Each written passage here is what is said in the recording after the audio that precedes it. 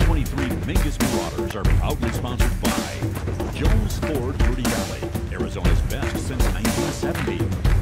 State Farm Insurance Agent Jennifer Griffin. Like a good neighbor, State Farm is there. Taylor Waste, service tailored to your needs. Rock Zoo Screen Printing, where clothing. Mingus Marauder Football is on the air. The 2023 Mingus Marauders are proudly sponsored by Jones Ford Verde Valley, Arizona's best since 1970. State Farm Insurance Agent Jennifer Griffin. Like a good neighbor, State Farm is there. Taylor Waste, service tailored to your needs. Rock Zoo Screen Printing, where clothing comes to rock. Longfellow Excavating, we dig your ideas. Northern Arizona Healthcare Orthopedic and Spine Institutes. Mingus Marauder Football is also brought to you by these fine businesses. Reese's Tire and Automotive Tire Pros. More miles for your money. Larry Green Chevrolet, the people place. All Price Insurance. Call 634-2311 to get your quote. Gettles High Desert Mechanical, Heating, Cooling, and Plumbing. Don't settle, get Gettles. Tiffany Construction, a reputation for exceptional service and an unwavering commitment to quality. D-Best Plumbing, they believe in getting it right the first time. Sun Country Custom Woodworks, serving all of Northern Arizona with commercial and residential custom cabinets. And Yavapai College, you can, we can, together. And now, here's the voice of your Mingus Marauders, Jackie Bessler.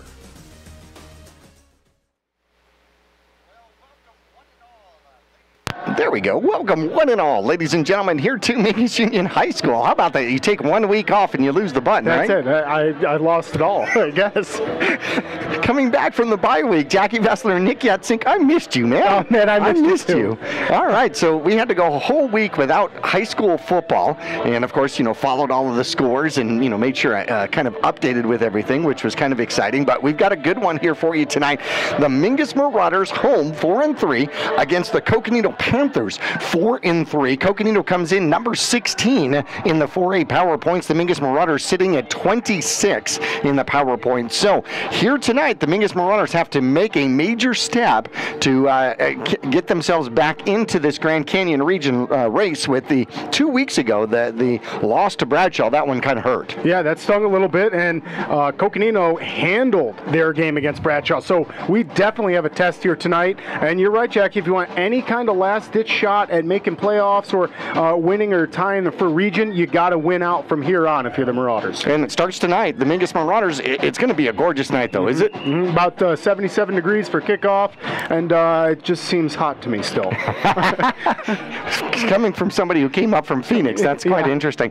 There is no wave in the flag whatsoever, very little wind, no chance of rain out here, so it's going to be a dry one, and it's going to be a good one. We're going to take a break. When we come back, we're going to look at the Mingus Marauder schedule. We're going to look at the Coconino schedule. We're going to look at points. We're going to look at the 4A standings and all sorts of info. So keep it here on KYBC AM 1600 and Verde Valley TV. We're back after this.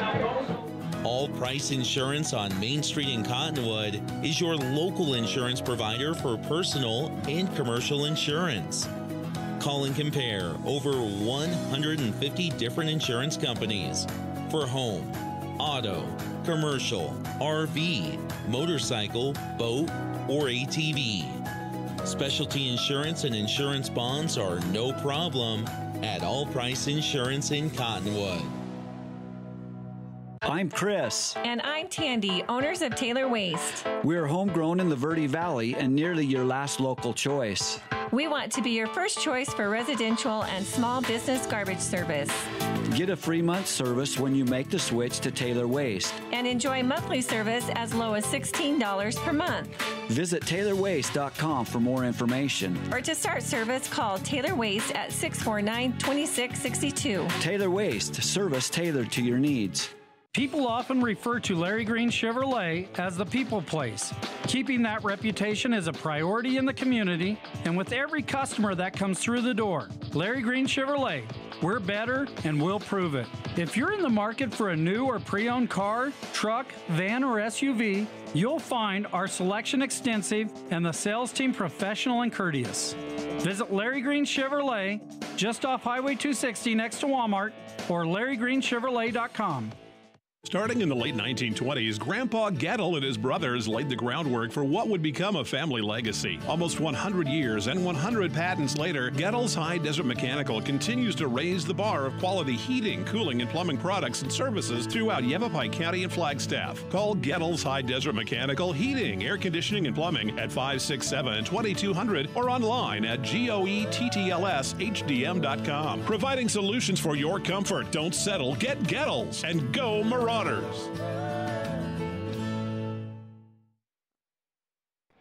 And back here at Mingus Union High School, the Mingus Marauders and the Coconino Panthers doing battle here tonight at Mingus Union High School. Next week, the Mingus Marauders will host Lee Williams. We're going to tell you how important that one is in just a little bit. Right now, the Mingus Marauders they're looking at their schedule and they are begging for any PowerPoints possible. Sitting number 26, they are kind of outside the secondary bubble looking in at playoffs, so they've got a little ways to go here to try to get into it. Mesquite lost to number 4 Arcadia 30-17. They got 6-1 Vista Grande. That does not help. Australia Foothills beat winless Alhambra by a score of 48-6. They will host 2-5 Washington tonight. Blue Ridge is 7-1. That helps. They took down Payson 44-13. They've got a rival game here tonight against 3-5 Sholo. And in the White Mountains, oh man, that's a big one. That is the Super Bowl in the White Mountains. Copper Canyon lost 25-7 to Maryvale. They go head-to-head with Deer Valley, so we're going to get a win out of that either way, but we're also going to get a loss. And Deer Valley, however, beat Washington last week by a score of 27-6. Flagstaff went into Prescott to play the Badgers and lost 53-20. They host Lee Williams here tonight. Bradshaw had their bye week after beating Mingus 34-7, and tonight they are at Prescott. So that is also a Super Bowl. That's big brother and little brother, right? Yeah, right. That's the Battle of Prescott, really. Is it Prescott Valley, Prescott? That's going to be a great game, too. It always is. Throw the records out. That'll be a good one. Now, Coconino destroyed AJ by a score of 71-14 last week. They got Mingus here tonight. However, it's the week before the overtime loss to Lee Williams that was so huge, and I know my cohort's going to talk about that. Lee Williams, they had that overwin loss. They had a bye week with Mingus, and now they are at NAU here tonight at the Flagstaff Eagles. And Prescott, they've got a bye week. They come off a bye week, and they host Bradshaw here tonight. Coconino's been up and down, but what's really interesting is they do so much better at home as opposed to away. Yeah, Coconino's looking for their very first road win of the season still. So that's a little bit scary. Having Coconino visit you, they're trying to make playoffs. They're trying to win regions still, which we're going to talk about when I get to that game on the schedule. But, yeah, so it's scary to have a team that has not won on the road yet. They're 0-3 on the road. Here's kind of how their schedule played out. They took care of business at home versus Carl Hayden, 51-0. Carl Hayden not doing so great this season. They are 0-7. They handled Payson. Payson's 4-4, a 3A school, but always formidable and competitive in 4A. They lost to Arcadia. Now, Arcadia is very highly ranked. They lost to Arcadia 42-19, so not a blowout, but Arcadia is also at the top of the 4A list and potentially open. I don't know that I see that at the end of the season, but Arcadia is a really good team this year, and so they lost them 42-19. Then they visited Pawson Butte. They lost 30-27, so that was a close one on the road. They took care of business against Bradshaw Mountain. We couldn't believe that one when we were calling that game that night. They beat Bradshaw 41-7, which was pretty much a total shock. And then Lee Williams, that was the big one. They went to Lee Williams, Coconino did, and Coconino lost to Lee Williams in overtime 20-14, and it was in the first minute of overtime that Lee Williams was able to score. The last minute, yes, that Lee Williams was able to score and win that game, which could end up being the region title game, and how exciting of a game that must have been. I was talking to Coach Cook before the game, and I was talking to him about it, and I was like, hey man, what happened with that? And he goes, that's a long trip, and you know, it plays a role, and travel teams, you know, and it's something, you get off the bus and you're weary, you know, you just are, and so it certainly played a role. They did not come out sparking and hot in that game. Lee Williams got up, they tried to come back, they came back and tied it, but then lost it in overtime. which is going to be extremely important because now Lee Williams has that head-to-head edge. Okay, so I was talking to Coach Cook, and I said, so Coach, so that means next week you're going to be a Mingus fan when we play Lee Williams. And he goes, yep, and after that I'm going to be a Bradshaw fan. Yep, as he needs to be, but you know what? Not if we can ruin it and spoil that tonight, Jackie, and upset them here, because for all intents and purposes, we're pretty much the underdogs here tonight. Well, that is true. So a win here against Coconino, and that puts Coconino out of competition almost entirely out of the Grand Canyon region. That means that everybody else has to help in order for Lee Williams to just tie. Yep. For Coconino to tie Lee Williams. So it is definitely going to be a roll out there. Arcadia is in control of the Desert Sky at number 4. Right behind them, Arizona College Prep at number 6. Vista Grande is sitting at number 14. So 3 teams coming out of the Desert Sky, out of the East Sky. Eastmark and Sholo, Snowflake, sitting 10 and 13 in the West Valley. This is where the power is really coming from this year. So you've got Yuma Catholic that has enough power points to go to the Open, but they can't because they were a 3A school last year. They have the second highest power points in the state, which is incredible. No, that is absolutely insane. And they're not alone. They're absolutely not alone. So Northwest Christian is at number 3. They're going to match up the last week of the game of the season. One of those is going to be number 1, and one of them is going to probably be number 5 or something along those lines. Hopefully they push the other one out of the bracket or something like that, because you don't want to play them twice in a row. What an exciting game that'll be, too. That will be. But Northwest Christian is a brand new 4A team coming up from 3A, coming up from 2A. Okay, so, and then you've got Thunderbird at number 9, and then Buckeye is at number 6. You got 4 teams in the top 10 coming out of that division. Glendale out of the Skyline is the only one that's got playoff hopes right now, and they're sitting at number 15.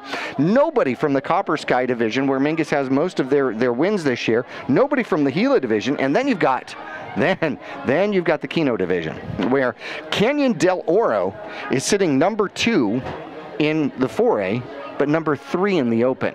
Wow. And that is with the new formula that downplays your wins as a 4A team and upplays your wins as a 6A and a 5A team.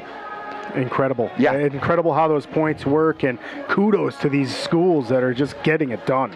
Well, their win over Micah Mountain secured that spot. 17-15. Oh, yeah. Wow. Yeah, that was close. I guess we probably would have guessed it would have been that close. Yeah. Really a flip of a coin. Yeah, it might have been one possession game. Absolutely, all the way. Grand Canyon region. Lee Williams sits at number 8 on top of the Grand Canyon region.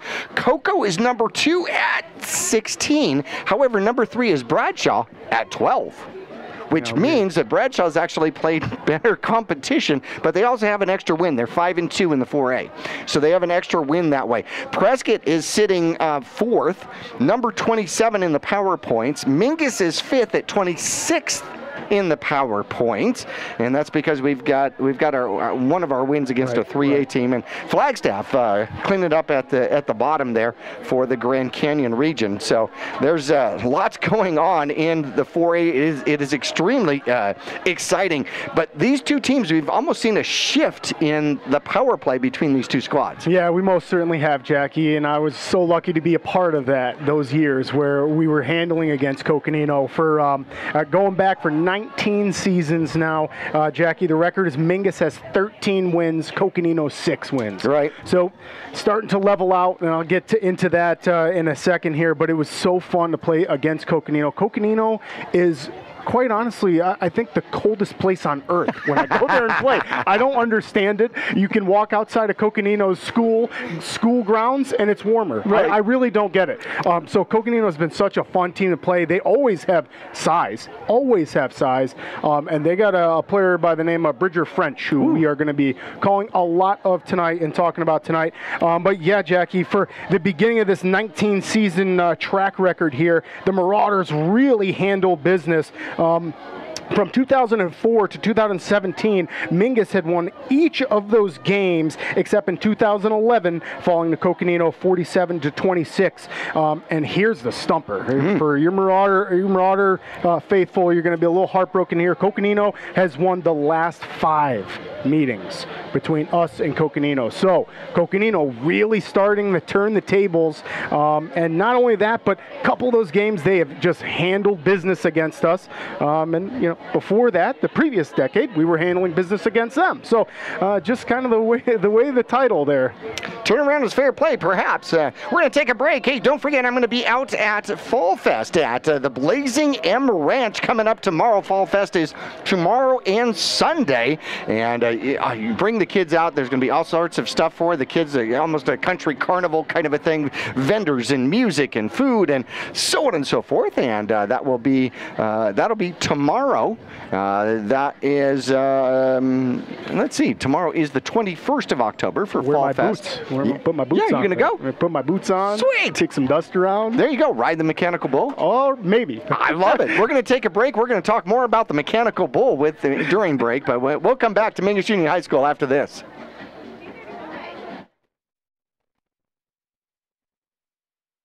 When you're looking for a plumber, no matter the job, call D-Best Plumbing. From energy-saving tankless water systems to whatever remodel project you have in mind, from the simple to the exotic, D-Best Plumbing prides themselves on quality workmanship and efficiency. For honest and fair prices and plumbing problems done right the first time, call D-Best Plumbing at 928-567-8755 or find them online at d-bestplumbing.com. All Price Insurance on Main Street in Cottonwood is your local insurance provider for personal and commercial insurance. Call and compare over 150 different insurance companies for home, auto, commercial, RV, motorcycle, boat, or ATV. Specialty insurance and insurance bonds are no problem at All Price Insurance in Cottonwood. People often refer to Larry Green Chevrolet as the people place. Keeping that reputation is a priority in the community and with every customer that comes through the door. Larry Green Chevrolet, we're better and we'll prove it. If you're in the market for a new or pre-owned car, truck, van, or SUV, you'll find our selection extensive and the sales team professional and courteous. Visit Larry Green Chevrolet just off Highway 260 next to Walmart or LarryGreenChevrolet.com. Choose the region's most comprehensive heart program. Choose care close to home. Choose world-class surgeons. Choose Northern Arizona Healthcare. Choose precision. Choose innovation. Choose robotic-assisted knee and hip replacement. Choose Northern Arizona Healthcare. For 30 years, Roxu screen printers have provided Northern Arizona with clean, crisp, quality screen printing. They work with you to make the right choices in creating the right artwork and message to put forth your best image. Choose from brand name products and even fashion-forward designs, including caps, tees, sweatshirts, polos, and jackets. Make Roxu your choice for work and sports uniforms, workwear, resort wear, and more. Find out more at rokzootees.com. Roxu screen printers in Cottonwood, where clothing comes to rock.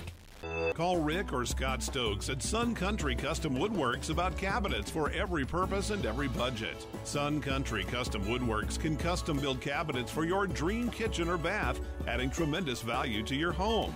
Organize the garage and store stuff right with a call to Sun Country. And ask about money-saving options, including modular cabinet choices. You know, your cabinets may not be from this century. For ideas, start at suncountrywoodworks.com.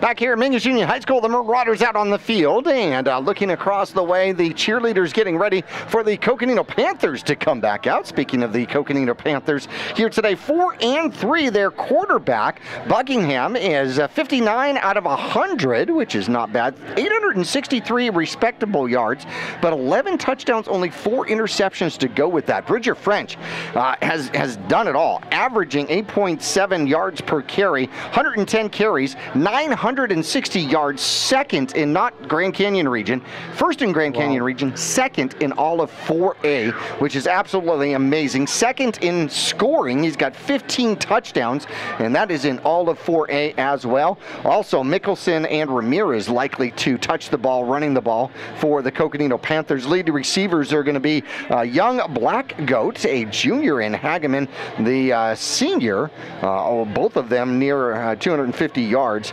4 turnovers in the season, that is it, which is absolutely fantastic. They have got they claim only 2 takeaways, so I'm not sure that that's entirely the case.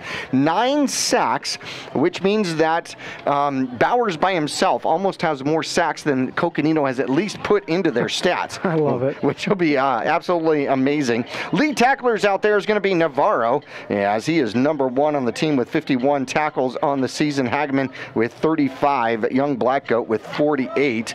And of course, it's the fact that they only have 4 turnovers in the season, which is absolutely fantastic. They also have a tremendous kicking game with Villanueva, so he's definitely going to play a role. And the last couple of games, I mean, they just tore up AJ. Yeah, and just to touch on one of your points there, Jackie, is we saw maybe no fumbles lost. Yeah. We saw like one, and we don't know how perfectly accurate that is, but just one fumble and it wasn't even lost. Right. So that's a scary statistic because for the Marauders hasn't been so good. But we'll get into last week, Coconino versus AJ. Buckingham threw the ball pretty well. He had his interception that game. Quarterback rating of 119, completed 9 out of 13 attempts for 196 yards, so pretty successful through the air. Bridger French, the workhorse for the Panthers, 10 carries, 148 yards, so I mean, it's almost a 15. Off. Yeah, it's a 15-yard average every time you touch the ball. 2 touchdowns. One they have is 100+ yards. So I'm almost more interested in what he did against Lee Williams, in that overtime loss. To see if he was able to keep the same averages. Let's check it right out here. Buckingham against the Lee Williams. That was such a good game. Buckingham went 6 for 13, 117 yards, 2 interceptions against Lee Williams. So that played a huge role with only a quarterback rating of 64. Could have done a little bit better. Bridger French against Lee Williams, 22 carries, 163 yards, Jackie. So he averaged over 7 yards a carry, still ended up in the end zone, longest just about 20 yards. So Bridger French still had a great game, even though they lost that one. Well, you're not going to stop him. You can only hope to contain him. Right. So if you can keep him away from the breakaways and the 79-yard touchdown runs and flipping the field in one play and all of this good stuff, and you make Coconino drive down the road, drive down the field, give them the opportunity to get some penalties, get behind the sticks, whatever the case is. So that just means that you've got to keep him from, these gigantic touches that are first downs every single time. The Mingus Marauders here this season, Stokes is 36 of 68 for 529 yards, 3 touchdowns, 6 interceptions. Not all of those were as bad as it sounds. Grijalva, glad to have him back. He only had 1 rush 2 weeks ago against Bradshaw. Missed him. 68 carries, leads the Marauders with 567 yards on the ground and 6 touchdowns. Brulin right behind him with 69 carries, 82 yards and 5 touchdowns. Camacho's over 100 yards receiving. Grijalva's over 100 yards receiving. Bruland at 78. Rolston at 45. 17 turnovers. That was the piece that you were talking about. So Mingus has not protected the ball all that particularly well, but they do have 9 takeaways on the season. So that's still a -8 in the turnover category. Leading tacklers for the Mingus Marauders, Calandra has been a missile, a guided missile nonetheless. 53 tackles for the season. Latham at 39 and Leckington at 37 for the Mingus Marauders. 6 interceptions, 3 fumble recoveries for the Mingus Marauders, but not so great did we go against the Bradshaw squad. Yeah, Bradshaw, we definitely struggled a little bit against that one. Bradshaw was obviously a great team. We don't know how they lost as bad as they did to Coconino, but Bradshaw played us really, really well. I mean, Rain Stokes had 18 completions, 19 attempts, 112 yards.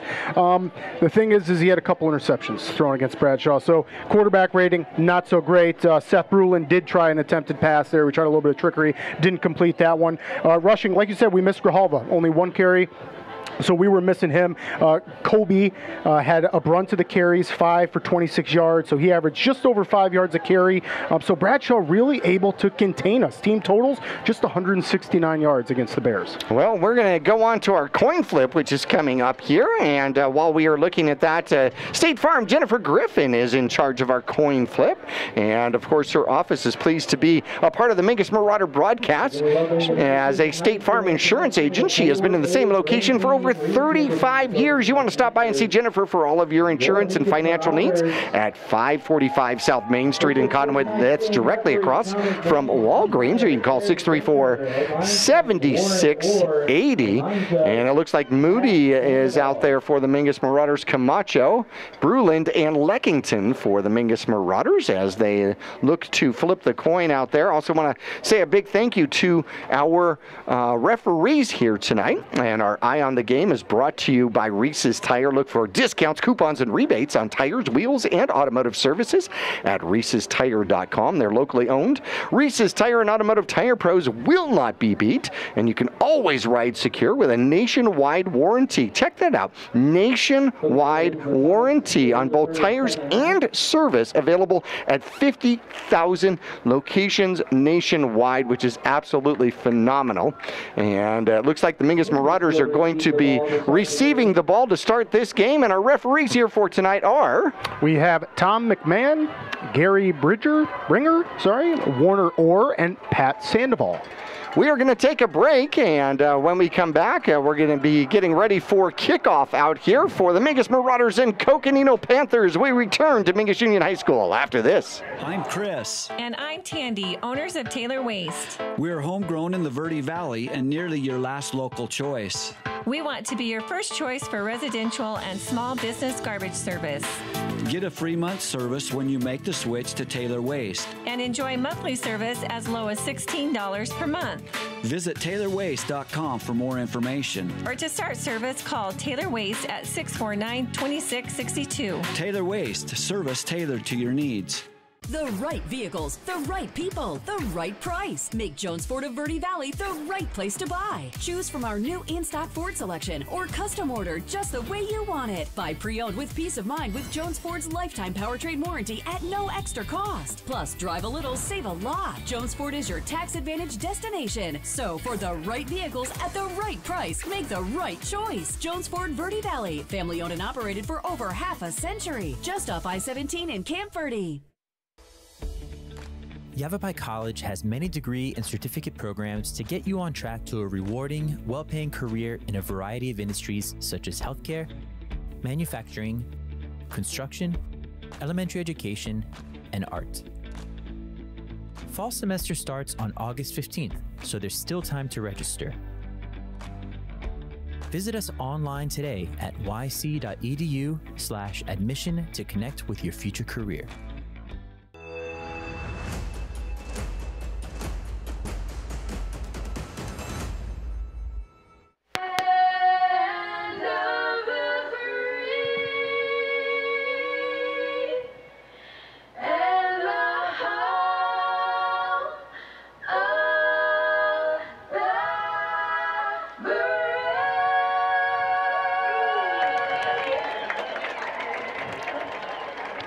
Our national anthem out there, absolutely fantastic. Hey, we want to thank all of those that are protecting the United States across the globe, all of those veterans, all of those active duty. Thank you.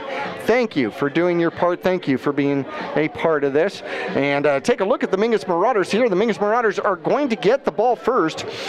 And we've had some changes here. So Choate, who has been the center after Lyons went down, Choate is now going to move over to tackle because Chupp is out. Chupp had an injury in practice, and he will not be able to play here tonight. So the left tackle is going to be Choate. Hernandez will be the left guard. Hyatt Cannon is going to take over at the center duties. Lathan is going to be at the right guard, and Clay Bowers at the right tackle. Of course, we're going to have Rain Stokes as the quarterback. Max Alex Leckington will be the tight end to start for the Mingus Marauders. Our starting receiver is going to be Mario Camacho, and our backs are going to be Grijalva and Bruland. And we are at kickoff here, and it will drive the Mingus Marauders back to the end zone. It is going to be a touchback, and so the Mingus Marauders hoping to be able to bring that one out, and Machado had thoughts of it, but he backed into the end zone. That will be a touchback to start the game. Yeah, Machado better get used to that, Jackie. We were talking a little bit before pregame. We didn't get quite into the kicking stats for Coconino, but Jose Miguel Villanueva is very, very good when it comes to kicking, and you see a great example of that right off the bat. It's a touchback.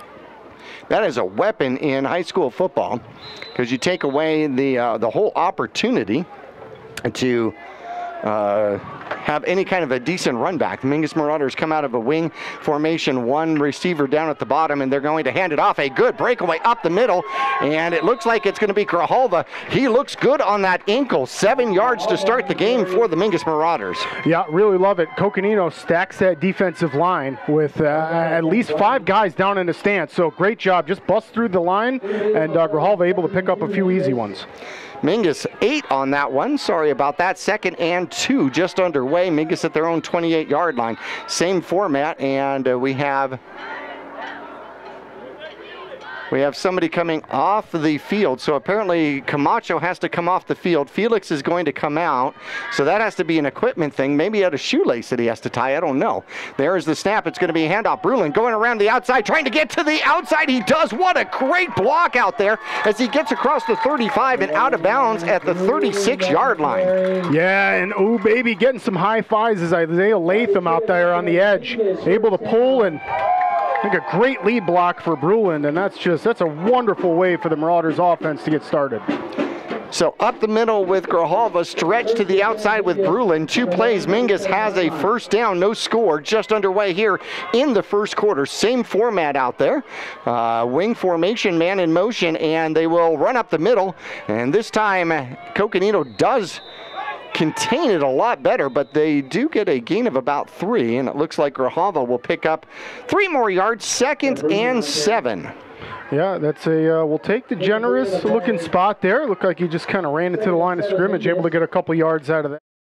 Boy, Jackie, really love the tenacity there by Coach Montebayas. Just start the game with your offensive line pushing back on these big Coconino Panthers. 40-yard line of scrimmage for the Mingus Marauders. Spread formation now. Mingus comes out, 2 backs, so actually 1 back in the backfield, and you've got a tight end at a wing position. They hand to the first back through, spread him out and run. Grijalva gets the first down. He needed 7, and he got it into Coconino territory down to the 48.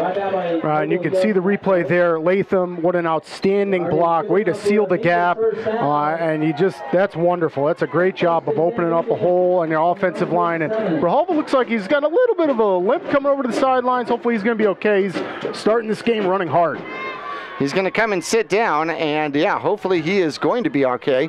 They do stretch it to the near side. Here comes Ralston. Ralston cuts under a block, gets hit hard right at the 50-yard line, and will gain 3.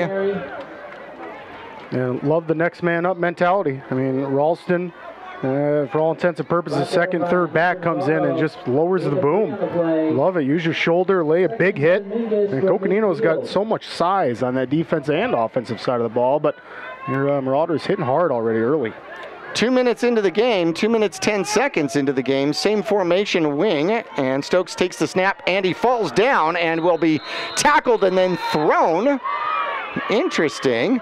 So he stepped back, tripped over one of his own players, and then took a knee right at the 45-yard line, a loss of 5, and then actually they're going to say a loss of 6, and then number 50 came in and threw him, tried to body slammed him, even after the whistle had run. That's Jack Whiting.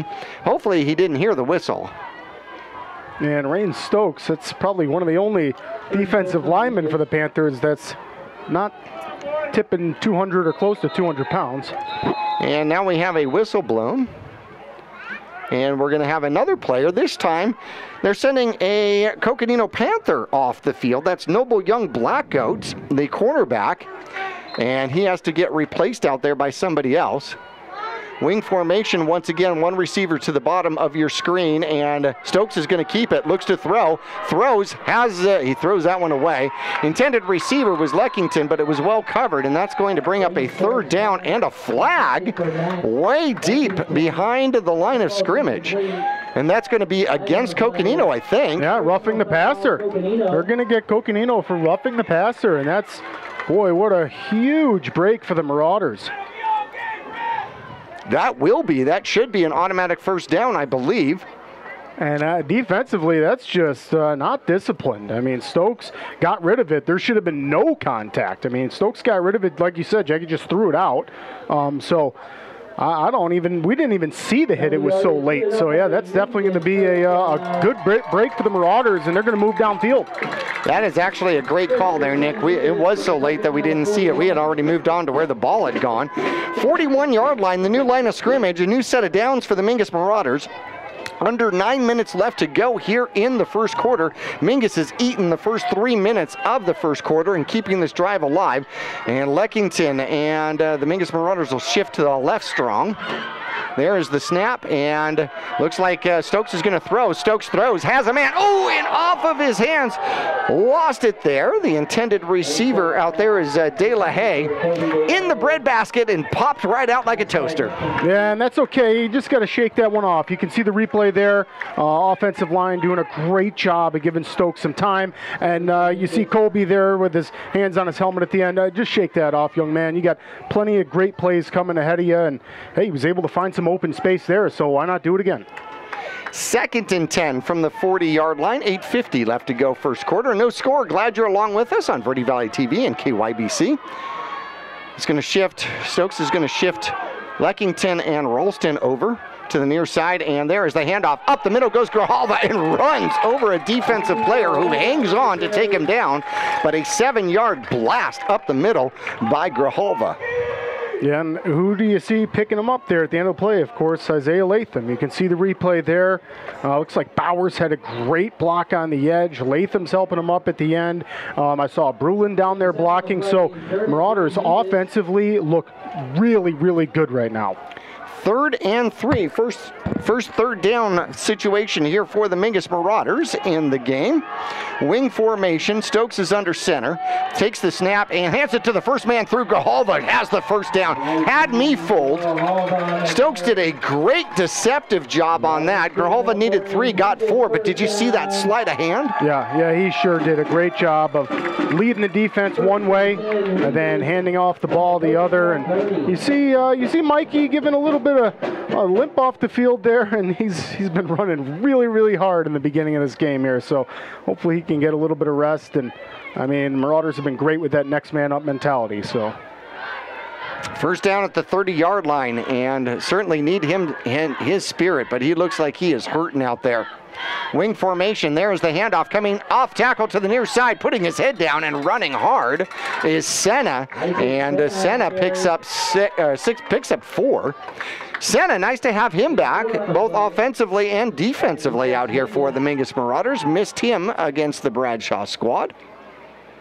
Yeah, most certainly Senna's got some great acceleration, and he's a little bit of a smaller guy too, so you can kind of lose him if you're on the defensive side of the ball. He does a good job of kind of hiding behind the big guys up front. If you put him behind Choate, you do not see any part of the uniform. Camacho goes to the high side, one receiver, and there is the snap, and it comes to Brulin. Brulin with the stretch, gets a block, hits the corner. It's a foot race to the end zone, touchdown!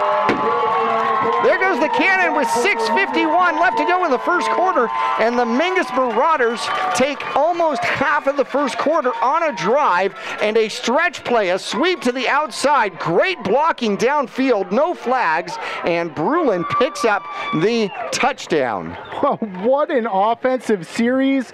I mean, Coach Montebaez and the Marauders, you cannot start the game out any better, especially against such a tough opponent that's looking for their first road win, and the Marauders able to go down on their first opening drive and put it in the end zone. What a nice run by Brulin to cap it off. That is huge for the Mingus Marauders, taking a lead over Coconino now.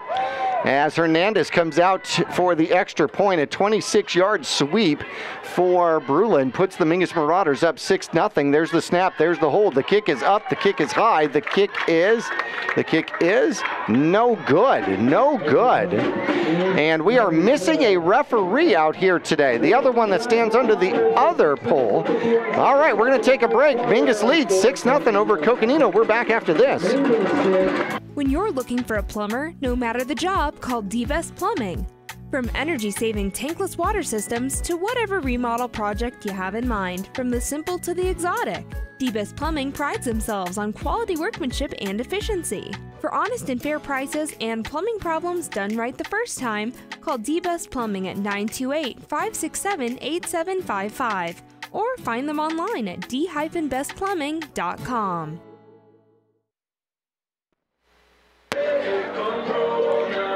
Mingus Marauders going to be kicking off, and interesting enough, Bridger French is one of the three back deep for Coconino.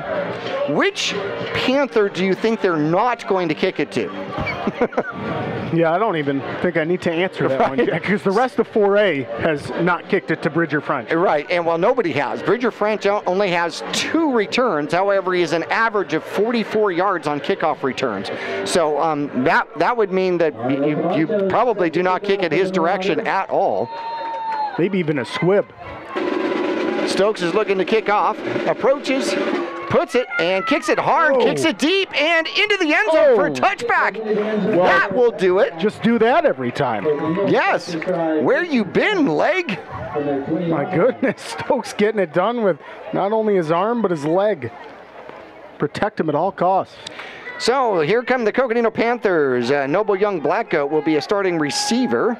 And you've got Bridger French in the backfield. Another receiver is going to be JT Begay out there. Cole Hageman will be another receiver. They're going to spread you out here. The offensive line is pretty big. Got Noah Hauer, Quinton Russo, Corbin Dare, and Sean Chung and Jacob DeHara. And they do spread it out, go in shotgun to start off. But Bridger French in the backfield, always dangerous. There's the snap, and they are going to throw. They throw it to Bridger French very quickly as he evades a couple of Mingus Marauders. A good run for 9 yards to start it off, and that was a 2-yard pass, and I think that's their specialty.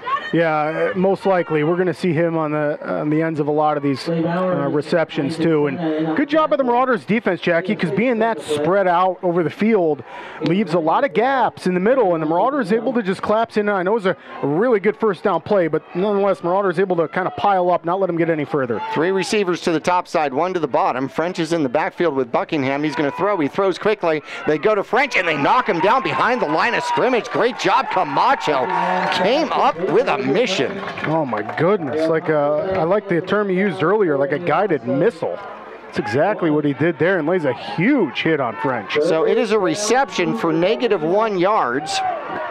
And that brings up a 3rd and 2. Mingus Marauders leading 6-0 over the Coconino Panthers. Bridger has 2 catches, both receptions. I'm going to see if they do that again. They put 3 receivers to the short side of the field as the ball is on the hash mark to the far side. Buckingham is in shotgun, takes the snap, and looks to hold it himself, and he will wind his way up. It's going to be close. Calandra and Choate get a hold of him, but they're going to see they are going to move the sticks, so he needed 2, and he got 2.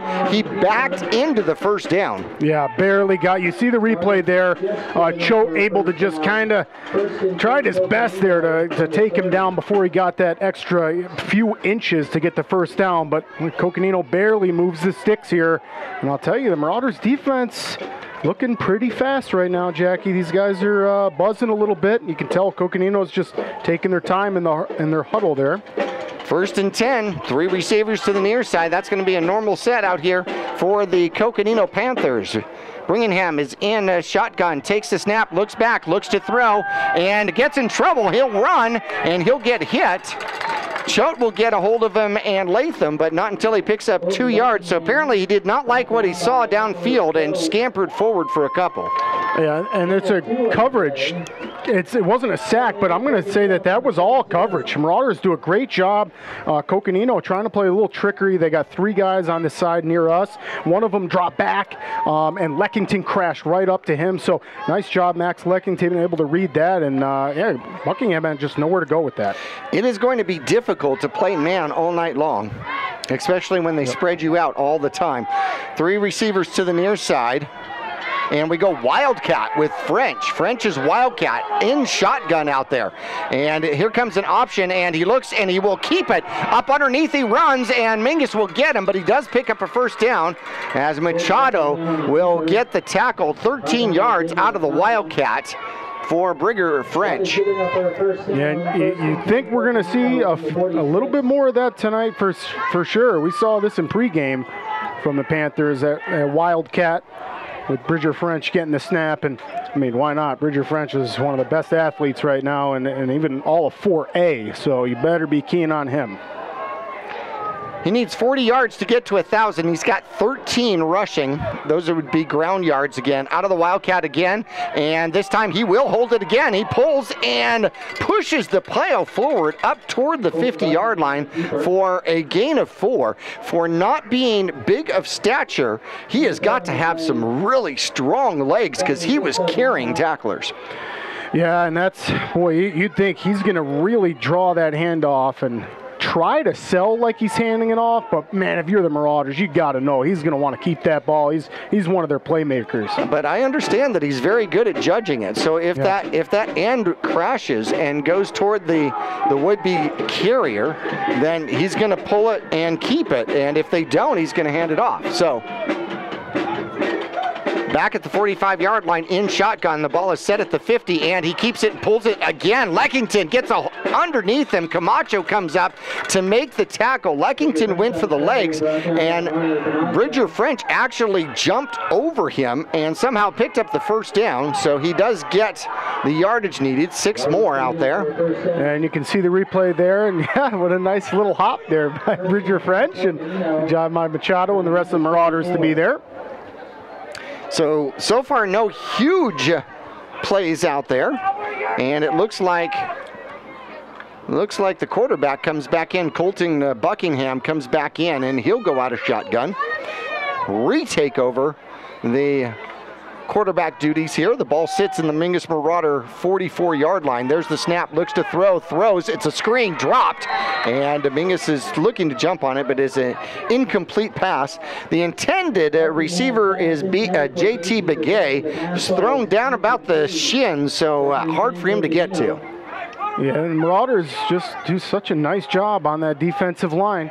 You can see Watson out there, Choate, Latham's at the linebacker spot, but he's always threatening.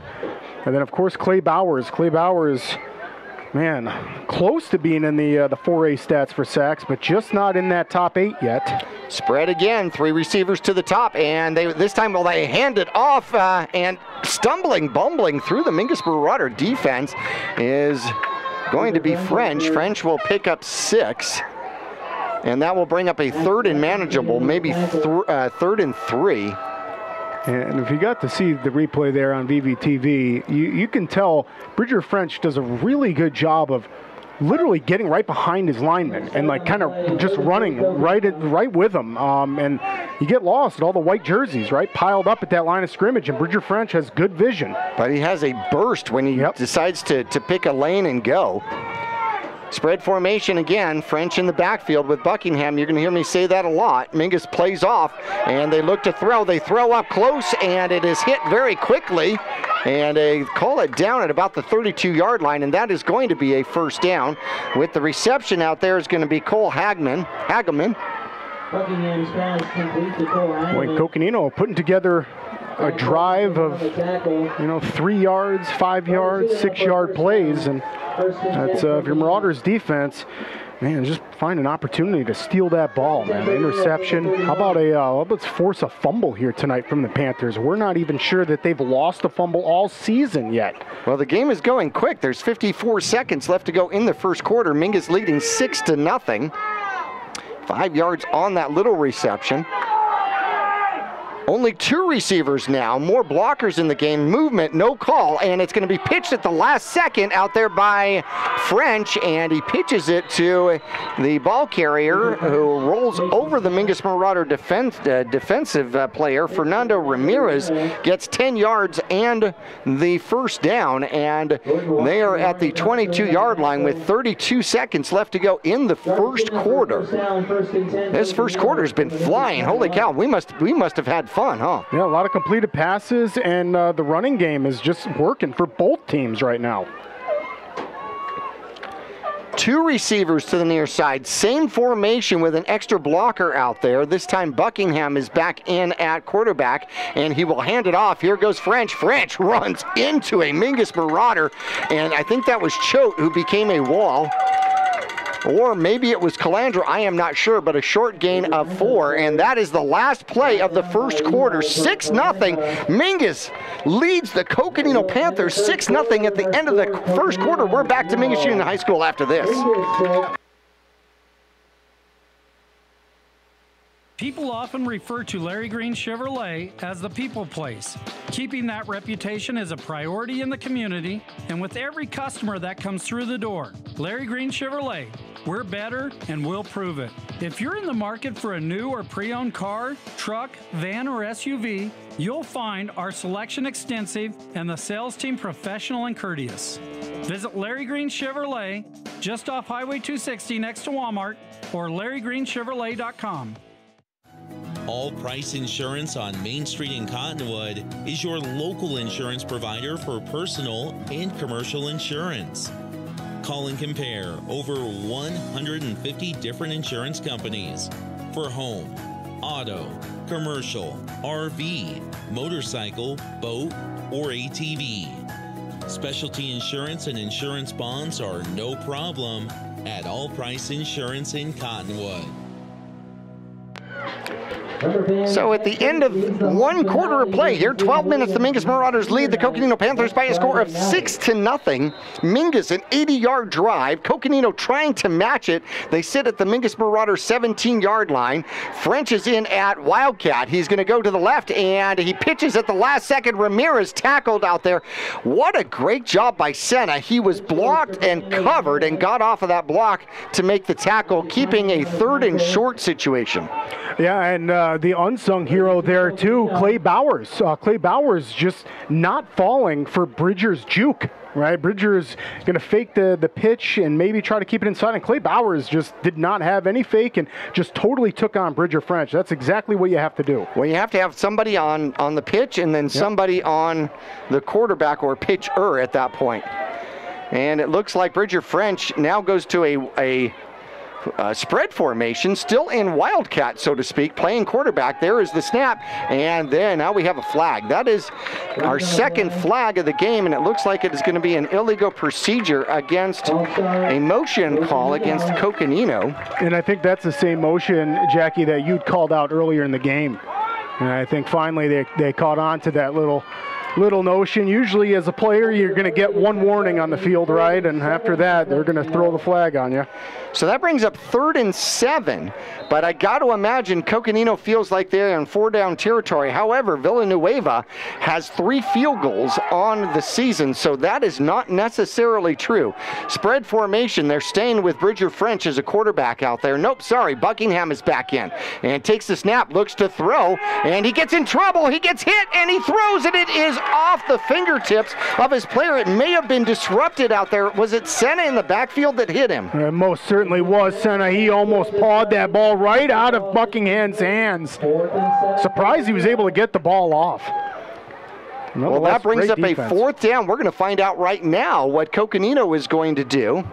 If the Mingus Marauders have a chance here at 4th and 7 to see if they can get a defensive stand out here. It's going to be Buckingham's going to stay in. They got French in the backfield.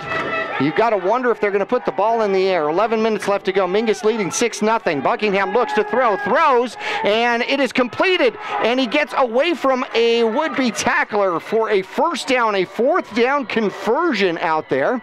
And I'm trying to see, did you see who collected in that pass? I didn't quite catch the number, Jackie. It Number was a 3.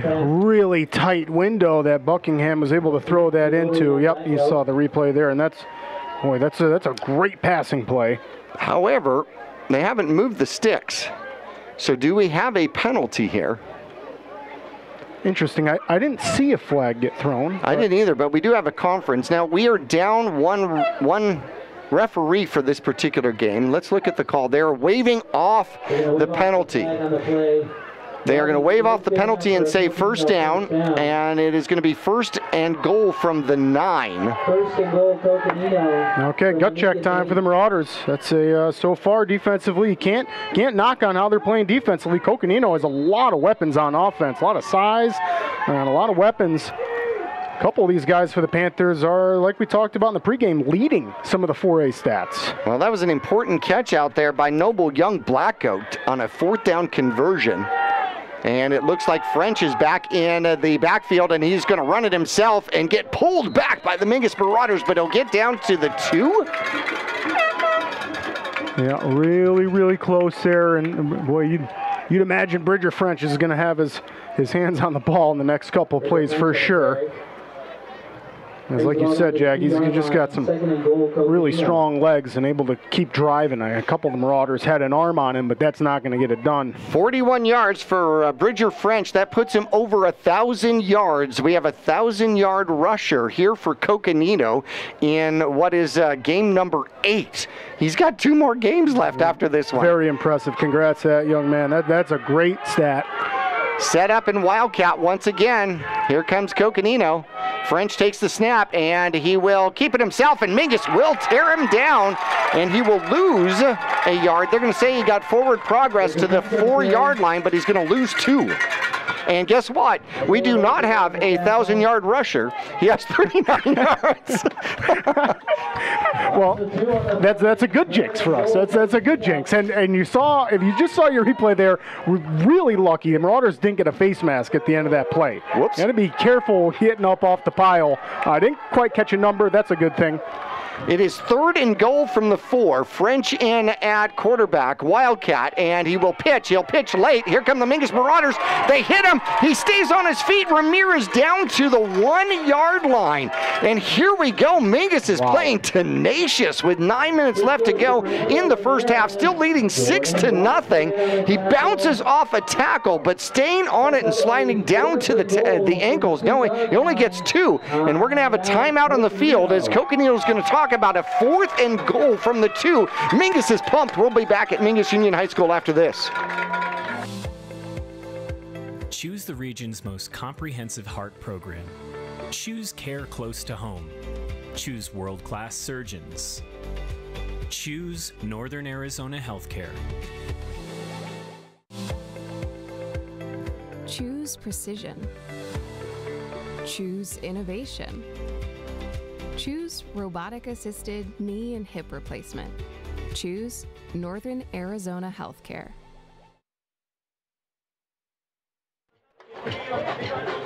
Back here at Mingus Union High School, the Mingus Marauders trying to hang on by the fingernails to a 6-0 lead here in the first half. 8:52 left to go in quarter number 2. Mingus took their opening drive 80 yards and scored on a tremendous sweep by Brulin. Coconino has taken the ball 78 yards and now has 4th and goal from the 2-yard line of the Mingus Marauders.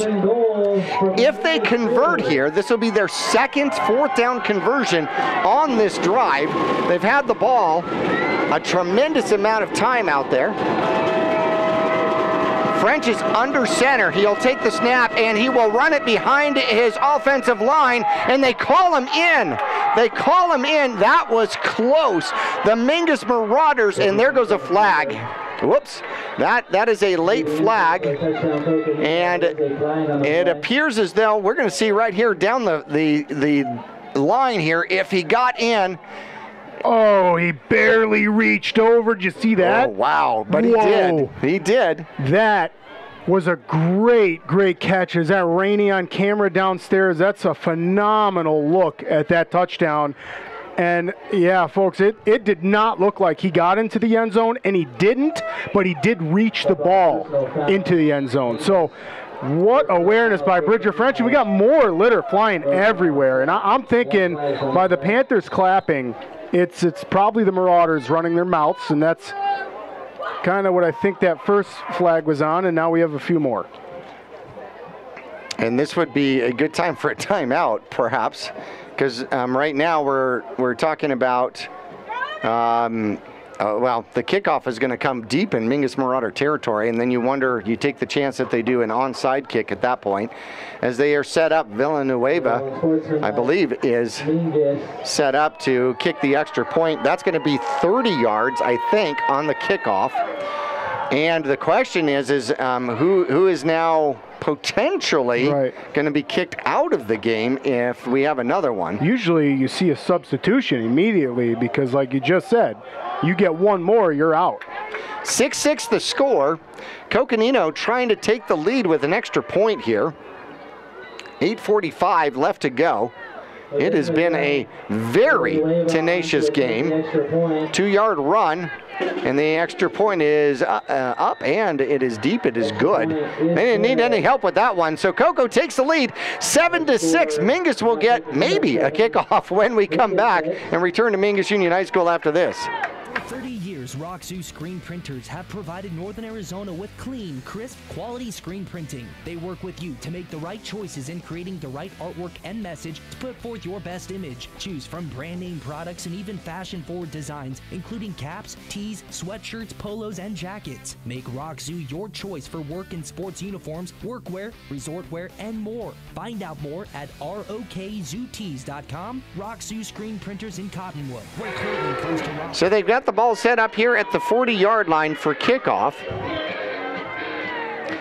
And now they're going to set the ball. And now the line judge is going to come and pick up the ball. And this is where they should be assessing. Yep, we have an unsportsmanlike against Mingus. And are we going to do multiples? Now, let's see if they walk at 15 yards and then stop and call it again. Oh, are you going to let the kicker set it up again? That's the question.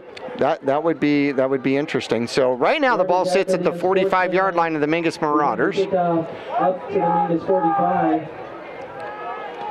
Yeah, and you got to be careful there's no onside kick here too, Jackie. Right. This is where you can try it with a little less of a gamble. They only assessed one 15-yard penalty. So the Mingus Marauders, obviously this is a chip shot for Villanueva to put it into the end zone, unless they're going to do some trickery. And he approaches the ball. He's going to kick it deep. He's going to try to put it through the uprights, and not quite. It's good. Not quite. Under the bar. But that was his attempt. So that was the best thing that could have happened for Mingus, actually. And Mingus will take over at the 20-yard line, trailing by 1. However, a drive like they did in the first half, if they could do that again and not give Coconino any time, they could literally use up the rest of this clock in the first half. Would that not be amazing? Oh, man, I hope you have a mic going into Rain Stokes' helmet. or Mount Tobias' headset, because that's, man, you can't draw it up any better than what you just said, Jackie. If the offense can keep this ball, get downfield, and take up a lot of time, yeah, that puts the Marauders in a place that we didn't think we'd be in right now. One receiver to the top of your screen. If you're watching Verde Valley TV, that is Camacho. There is the snap and the handoff coming up the middle, bouncing off of would-be tacklers and gaining about 3 yards out there. And a flag does come out on the play, and I think that's going to be Senna. Senna running the ball up the middle. And they set the ball at the 24-yard line, and it's going to be a sideline warning against the Mingus Marauders or some. Yeah? I think that was against the Panthers. The Panthers. Okay, I was going to say, I don't think the Marauders have enough players on the sideline to get in the way. So Ralston's going to bring the play in. Senna picks up 3, and it is 2nd and 7 out there from the 24-yard line. Maybe 2nd and 6. How about that? Wing formation, and there's the handoff second back, and bouncing off the first tackler and getting about 2 out to the 26-yard line is going to be Senna. Oh, man, that's hard running right there, too. You can see the replay there. Yeah, Senna just runs right into a wall. I mean, it's his offensive line plus a couple of their linebackers. So that's full speed to a dead stop, but nice job, Senna. That's how you run hard. 3rd and 3. Talk to Coach Montsabias about being like 11 for 14 on 3rd down conversions here today. That would be awesome. There's the snap and a handoff coming this way. Brulin tries to get to the outside, and it is well contained out there by the Coconino Panthers. And he is going to lose a yard, bringing up 4th and 4 now for the Mingus Marauders. Boy, interesting here. I mean, 4th and 4, it's 4 yards is manageable, especially considering how well the offense is playing, but I think you're just too deep. I think we're going to see the Marauders punt it away here. Punting the ball. Look at this. So Stokes comes out of the game, and Mingus has a whole different lineup out here. So you've got Leckington back to punt it, and Stokes comes back out, and then we've got a timeout. Mingus is going to have to take a timeout. I can't quite figure out who's supposed to be out on the field. Wallowitz was out there. Stokes was coming back out. We'll take a break. 7:04 left to go. Mingus trailing by 1, 7-6. We're back after this. Call Rick or Scott Stokes at Sun Country Custom Woodworks about cabinets for every purpose and every budget. Sun Country Custom Woodworks can custom build cabinets for your dream kitchen or bath, adding tremendous value to your home. Organize the garage and store stuff right with a call to Sun Country. And ask about money-saving options, including modular cabinet choices. You know, your cabinets may not be from this century. For ideas, start at suncountrywoodworks.com. So this is where a return man would be extremely dangerous out here. So somebody like Bridger French in open space off of a punt return could be deathly. Yeah, most certainly could. You got to keep the ball away from the returners. I mean, if you're Coconino, I'd put 2 of your best returners out there, right, to split the action, try to get some kind of return. They're going to put 1 back there. It's going to be Angelo Baca. One of the wide receivers. He's going to set up shop inside of his own 45-yard line. High snap. Leckington puts it up. Whoa. It's a high punt. It is over the man, and he drops it, and he goes to pick it up, and he is tackled right away. So a great job by the Mingus Marauders. Phenomenal coverage for Mingus out there. Getting out there with the tackle is going to be number 50 for the Mingus Marauders. And a great job as they set the Coconino Panthers all the way back to the 27-yard line. Whew, what a great job containing there. Like you said, Marauders almost end up with the ball off that punt, but hey, just about as good. You're able to just pin them super deep. That's a great kick by Leckington. That was a tremendous kick by Leckington. Let's see. Picks up 26 or 24, 34. Uh-oh, math on the go. 44, more than a 44-yard punt. How about that? 3 receivers to the top, spread formation once again.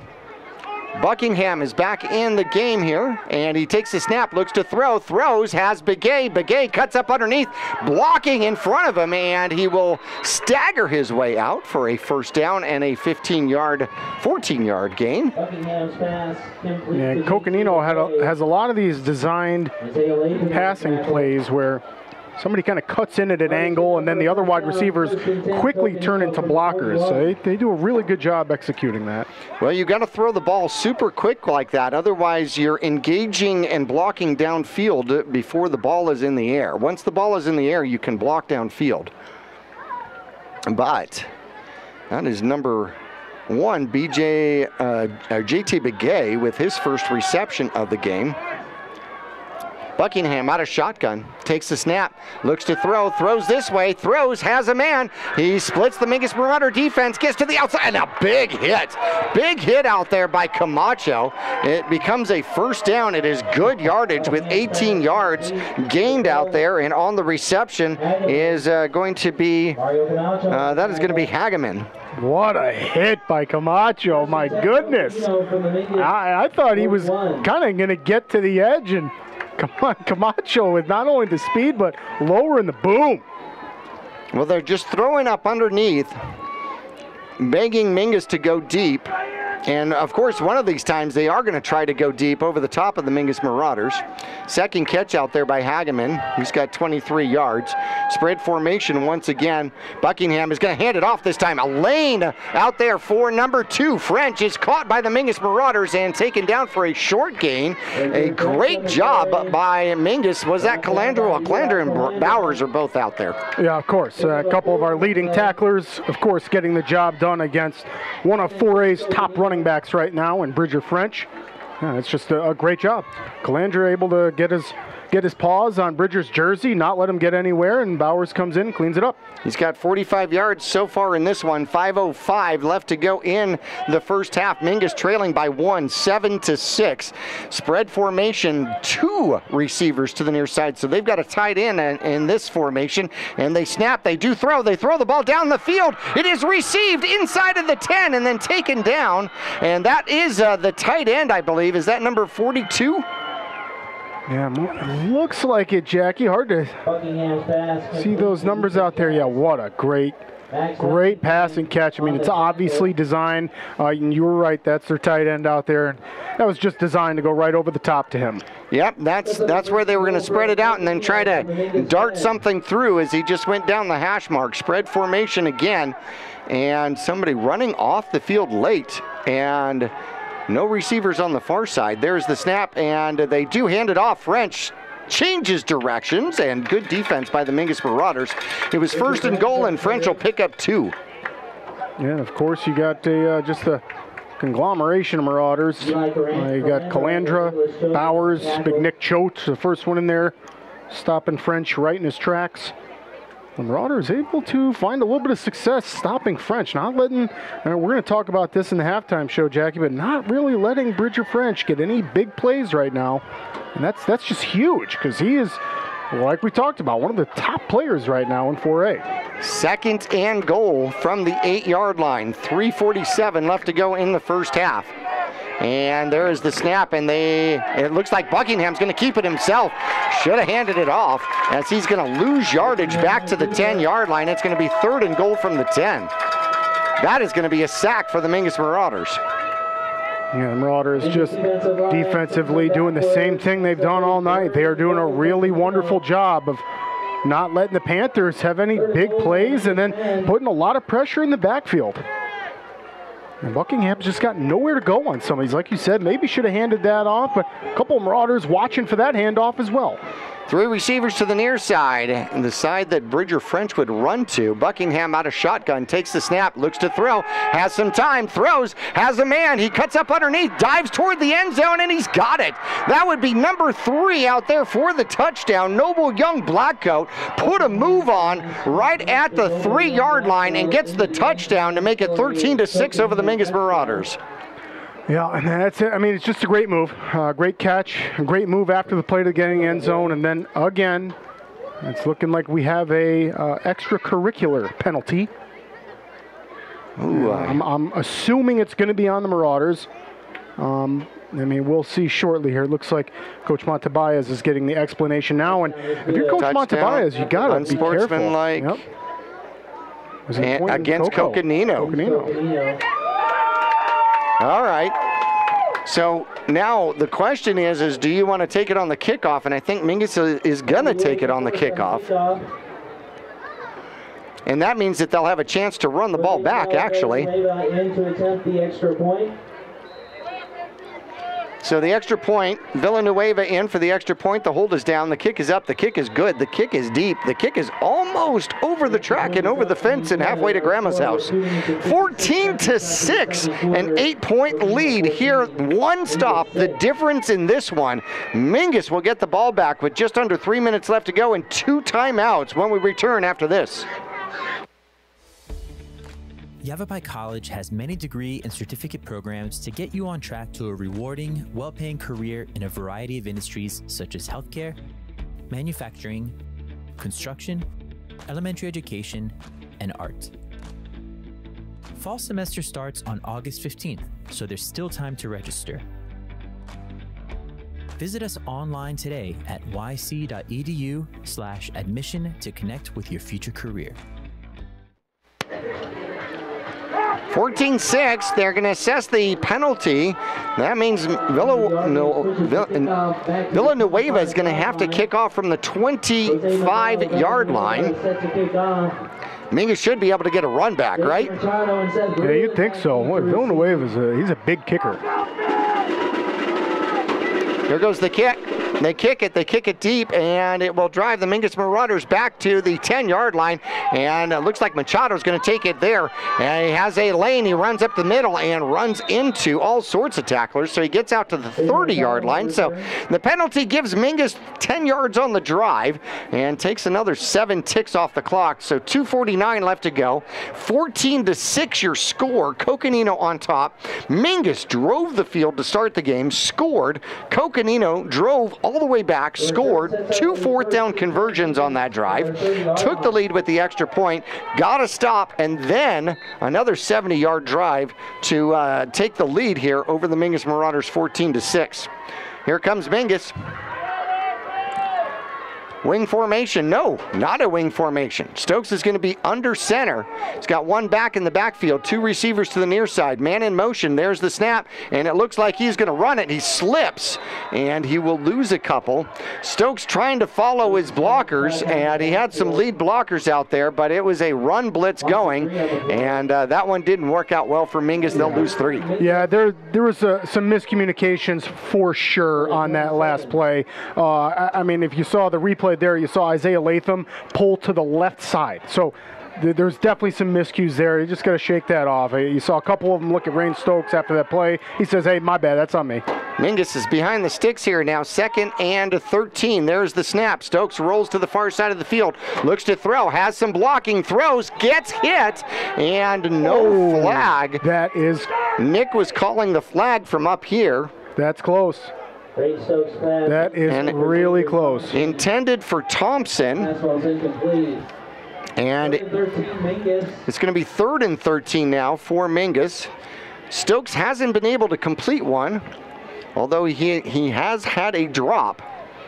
So 3rd and 13, 2:07 left to go. Now the danger here is if you don't get the first down, you got to give the ball back to Coconino with time and timeouts. Right, you got to be really careful. This is a big test for the Marauders offense. Execution for sure. 4 receivers as the Mingus Marauders spread it out. Out of shotgun, here goes Stokes. Goes to the outside, throws the ball downfield into double coverage for Bruland. A flag comes out. Saw a flag somewhere out of the corner of my eye. There is a flag on the false start. It's going to be a false start, so Mingus will get that play over again, so that's good. Yeah, might as well take the redo.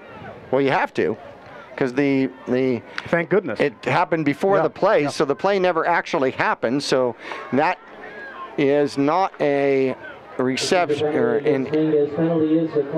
Oh, they are going to decline the penalty. I didn't realize they had an option for that. Interesting. Why did they let the play happen then if it was a illegal procedure? Offensive. Yeah, interesting. Illegal procedure. Interesting. I would think that Mingus would have automatically had a 3rd down and 18, but all I can say is the rule book is expanding. Okay, so Mingus Marauders set to punt. We got one man back. Thompson's in motion as he goes to the outside, and then we have a timeout called.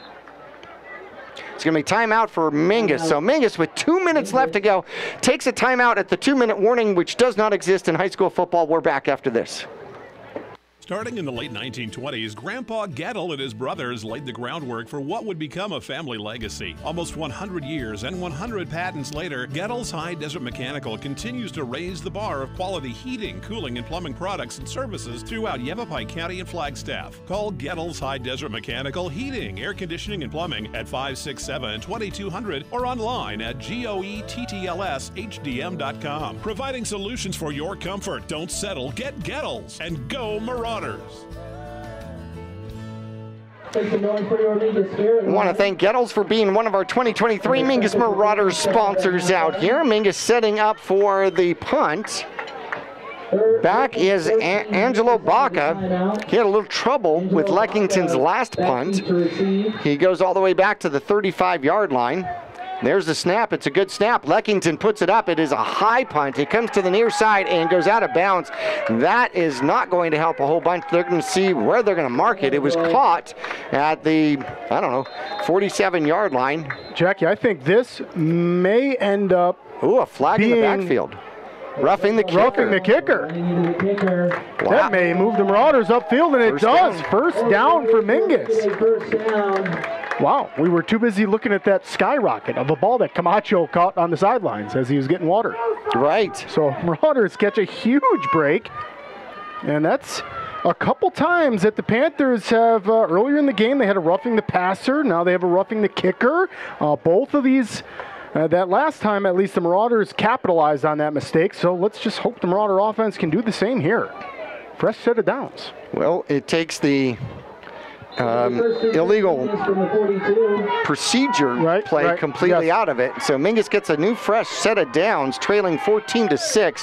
1:54 left to go. There's the snap. Ooh, trying to run up the middle, getting back to the line of scrimmage is going to be Senna, and he got gobbled up like one of those little white dots on a Pac-Man game. Yeah, I'm not even sure how he got to the line of scrimmage, really. Just the falling forward momentum. He kind of got pinned right up, and they all just tipped over. Well, he put his head down and just kept running about 4 inches off the ground. 1:27 left to go. Mingus goes to a spread formation. Camacho's way offside. Now he's set. And there's the snap. Raines goes to the outside, looks to run. He's going to have to bring it down and run. Gets a great block out to the corner. He knows he's at the 50, and he stays in bounds. He gets the first down to the 40-yard line, but they do blow the clock while they're going to move the chains here. And a great job by Stokes. He got a phenomenal block by Latham. Did you see that? In just over a minute. Mingus is ready, and they're going to down it. And then Stokes gets pushed after he downs the ball, and he's walking away, and he gets pushed. Interesting. Okay, so the ball sits at the 38-yard line. That stops the clock with 1:04. Mingus still has a timeout. Mingus is at the Coconino 38-yard line trying to put something together here. Yeah, boy, this is an entertaining end to the first half here. Can't wait to get into the Longfellow Excavating halftime show and talk about this one. This is just a dog fight here. Me too. Felix on the near side. De La Haye out to the far side. Brulin's out there as well. Stokes barks it out. Takes the snap. Goes to the outside. He's in trouble, and he gets out of it and was able to get up underneath and gain some yards. Unfortunately, that is going to run the clock as he'll gain 4 inside the 35 down to the 34. Brings up a 3rd and 6 now, and Mingus has got to figure it out here pretty quick. And 44 seconds. Not too much time to huddle up, and that's what the Marauders are doing right now. They're hurrying up to the line of scrimmage now. 37 seconds left to go. Stokes looks to take the snap. He does. Rolls to the far side. He's got a blocker out in front of him. He throws the ball downfield. It's going to be Leckington. Leckington with the reception and the first down to about the 23-yard line. Let's see if the Marauders are going to maybe call that last time out of them or spike it again. Maybe we'll see another spike here by Stokes. And they do get the spike to stop the clock with 21 seconds. 14-6 is the score. 2nd and 10 now from the 28-yard line. Now Mingus gets a chance to huddle. Yep, take a breather. There is 21 seconds until the end of the first half, and what a first half it's been. Coconino powerhouse in the Grand Canyon division. Potential region title game. They barely lost to Lee Williams, and a playoff contending team, and Marauders giving them a run right now. Here comes the throw. Stokes throws the ball downfield into double coverage. Nobody. Leckington didn't see the ball. Neither did the 2 defenders, and that's going to bring up 3rd and 10 from the 23-yard line. 17 seconds left to go. Yeah, plenty of time. I mean, you got 3rd down, 17 seconds. You can still get off a few pass plays. I mean, you're going to have to complete one of these. If you can get it obviously near the sidelines and out of bounds, save yourself some time. That way you can huddle up again like the Marauders are doing. But I absolutely love the time that the offensive line is giving Stokes right now. And boy, I mean, this is just a great game, and the Marauders are playing very, very well. Here we go. 3rd and 10. Big play out here. Felix to the bottom of your screen. Mingus is set under center. There is the handoff, and they hand the ball off and run it up the middle. They pick up inside the 20, and that is going to, then a flag comes out on the far side of the field. No, something came out onto the field. 4 seconds left to go. 4th down, 3 seconds, and we do have a timeout. So 1 play left as Mingus takes its last timeout as Mingus runs the ball to the 19-yard line. So now we're going to stay here. What are their options, Nick? I think that play design right there, Jackie, is just to give you another, I know the Marauders didn't get 10 yards or 8 yards or anything like that, but just to give you a little more cushion. So right now, timeout, 3 seconds on the clock. You're sitting just inside the 20, it looks like they have the ball, the 19. So, I mean, that's not too far of a shot to the end zone. You can run some crossing routes. You can do a little bit of different wide receiver options. You just make sure your offensive line gives you time. You got to watch out for the blitz right here. You'd think Coconino is going to bring some kind of pressure, right, to try to hurry up that ball and hurry up Stokes. So, yeah, huge play here and a lot of potential for the Marauders. Well, something we didn't talk about is whether or not this is within Hernandez's distance, which would be a 29, probably about a 37-yard field goal attempt. And we'll see how the Mingus Marauders come out. 4th down. Oh, and I think they're going to go for it, the field goal. They are showing the field goal attempt here. And they set the ball. They're going to Senna's going to be the holder, and he is sitting at the 26-yard line. A 36-yard field goal attempt for the Mingus Marauders. Last play of the first half. There's a snap. High snap. The kick is up. The kick is deep. The kick is good. The kick is good. Hernandez, his first field goal of the season. As time runs out, Mingus scores, brings it to a one-score game. 14-9, and the Longfellow halftime report is coming up as the Mingus Marauders score with no time left on the clock. How about that? We'll be back to Mingus Union High School after this.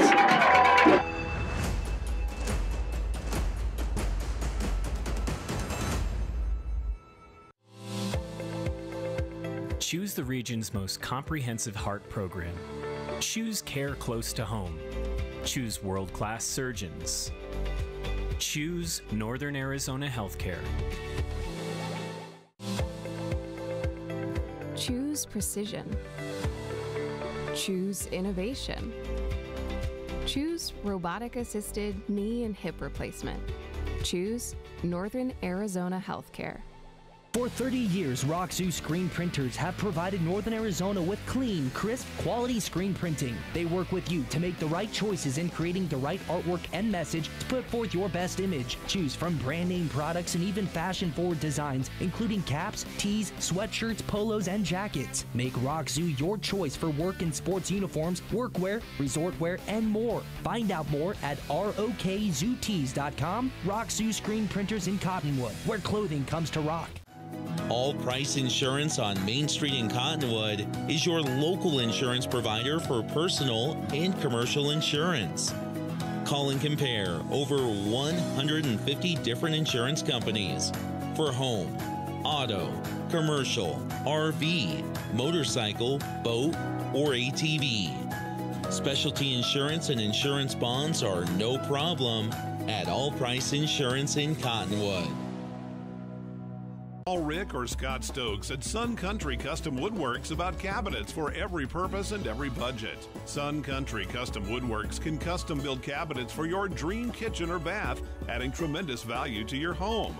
Organize the garage and store stuff right with a call to Sun Country. And ask about money-saving options, including modular cabinet choices. You know, your cabinets may not be from this century. For ideas, start at suncountrywoodworks.com.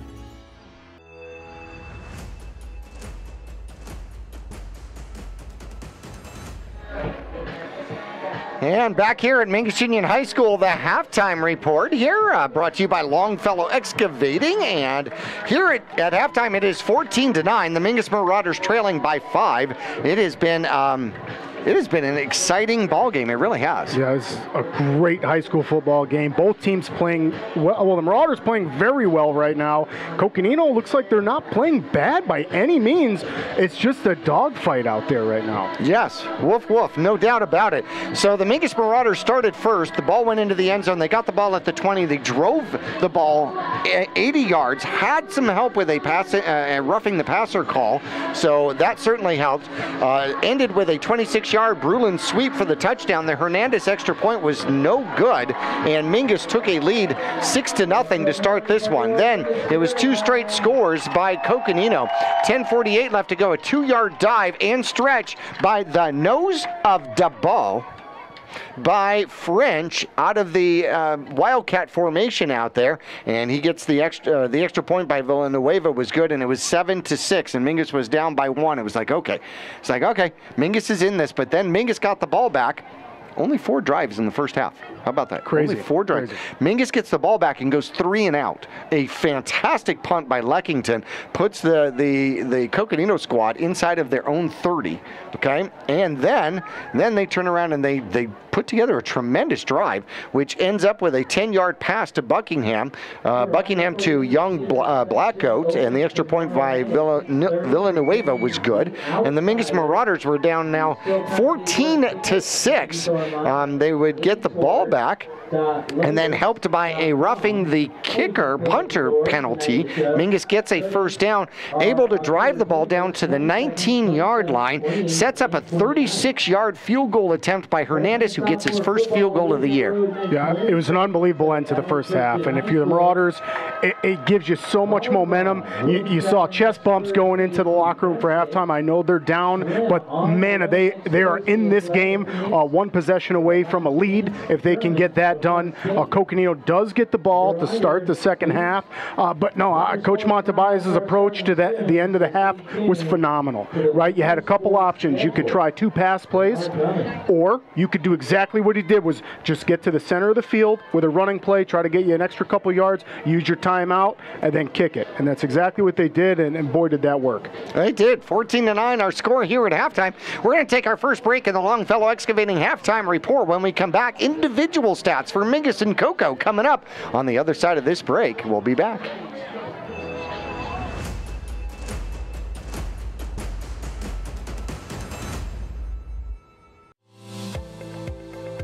Choose the region's most comprehensive heart program.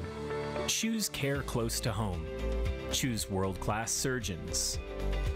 Choose Northern Arizona Healthcare. Choose precision. Choose innovation. Choose robotic-assisted knee and hip replacement. Choose Northern Arizona Healthcare. For 30 years, Roxu screen printers have provided Northern Arizona with clean, crisp, quality screen printing. They work with you to make the right choices in creating the right artwork and message to put forth your best image. Choose from brand name products and even fashion-forward designs, including caps, tees, sweatshirts, polos, and jackets. Make Roxu your choice for work and sports uniforms, workwear, resort wear, and more. Find out more at rokzootees.com. Roxu screen printers in Cottonwood, where clothing comes to rock. All Price Insurance on Main Street in Cottonwood is your local insurance provider for personal and commercial insurance. Call and compare over 150 different insurance companies for home, auto, commercial, RV, motorcycle, boat, or ATV. Specialty insurance and insurance bonds are no problem at All Price Insurance in Cottonwood.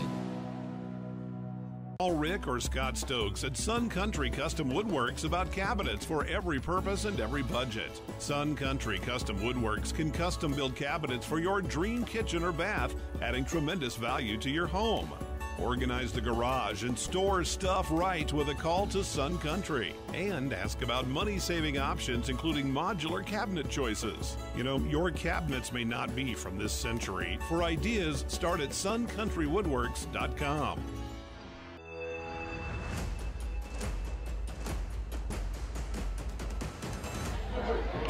Back here in Mingus Union High School, the Mingus Marauders trail by 5, 14-9 here at halftime. Coconino will get the ball first here in the second half. He's Nick Yatsinko. I'm Jackie Bessler, and this is the Longfellow Excavating halftime report.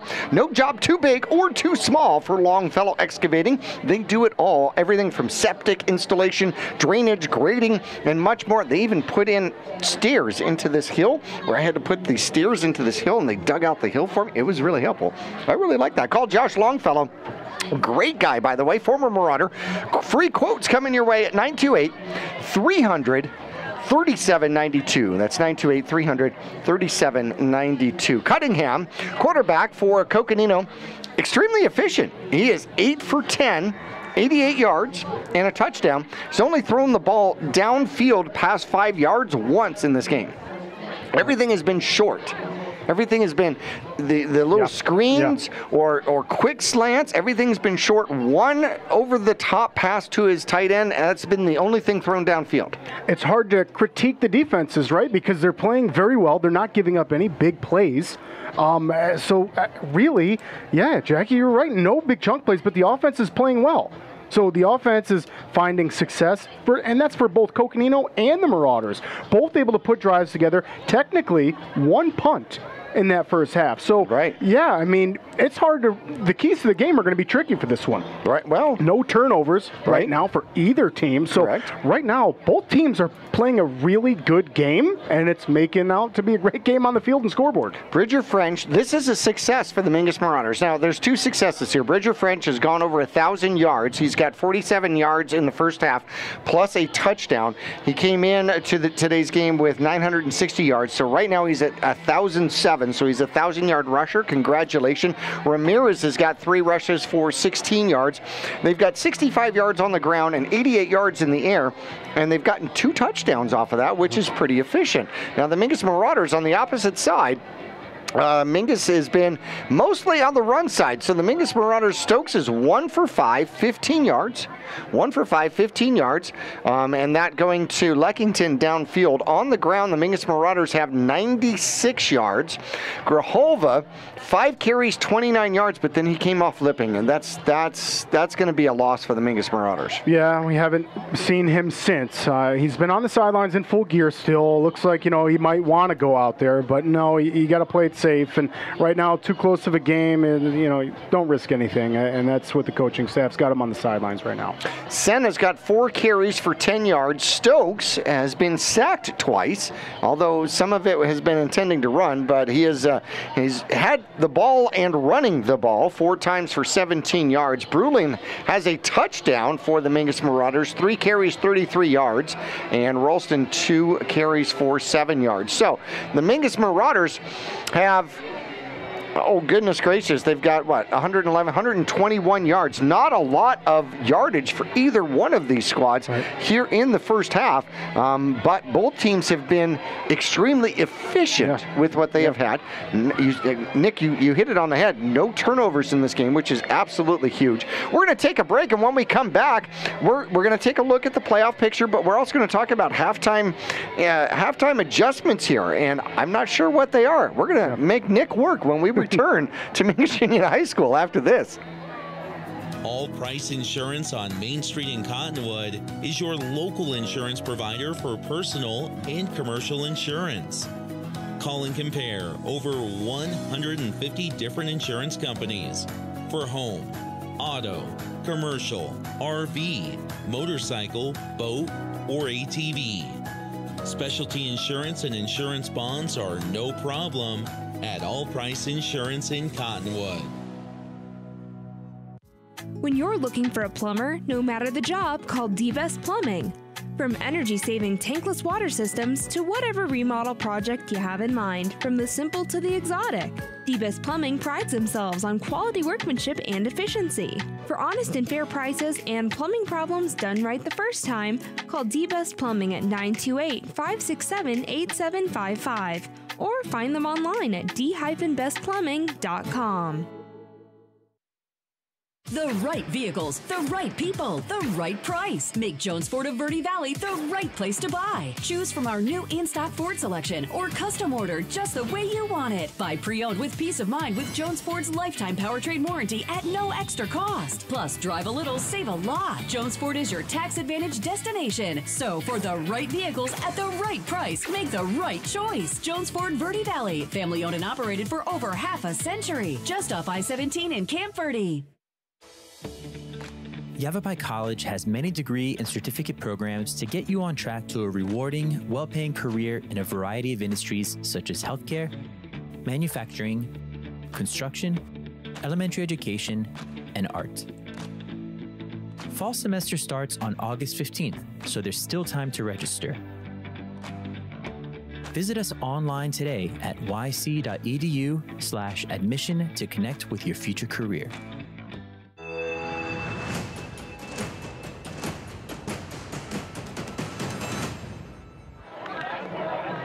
And back here at Mingus Union High School, the Coconino Panthers coming back out on the field. They've got a 5-point lead, 14-9. A short halftime speech by Coach Cook out there as they come out and ready to play here relatively quickly. Hey, if you're a Diamondback fan, but you're watching the game here and you're going to watch the Diamondbacks game later on, and you don't want to know what the score is, this is your warning. Turn down your volume, right, so that you don't know. Okay, everybody done with that? Okay, good. Our update with the Diamondbacks is? The Phillies 5, the Diamondbacks 3. In what inning? Bottom of the 8th. Oh. Bottom of the 8th. All right, well, the Diamondbacks stole a victory in the last game, 2-1 in the bottom of the 9th. A walk-off for the Mingus Marauders. How about that? We'll take it. We will. I'm predicting, I guess, a walk-off by the Diamondbacks over the Phillies. And obviously need to take these games at home because it is hard to play at Philadelphia and win. Oh, yeah, that's going to be really hard. So D-backs got to work hard, and, man, that was such an awesome game yesterday. Hopefully it ends the same way tonight, right? Fingers crossed. Okay, so if you didn't want to know what the score is, turn it back up, volume back up. I like the signal. The signal's good. Right. In case they did lower, right? Right. That was good. But maybe they just kept kind of sort of listening or going la, la, la, la. Okay, Longfellow Excavating, our halftime sponsor here, licensed, bonded, insured, family-owned, and operated with decades of experience. And of course, you want to call former Mingus Marauder, the Wrecking Ball, for a free quote. Josh Longfellow at 928-300-3792. So let's talk about halftime adjustments here before we get into kind of a playoff picture. What do you do if you are Coconino here in the second half?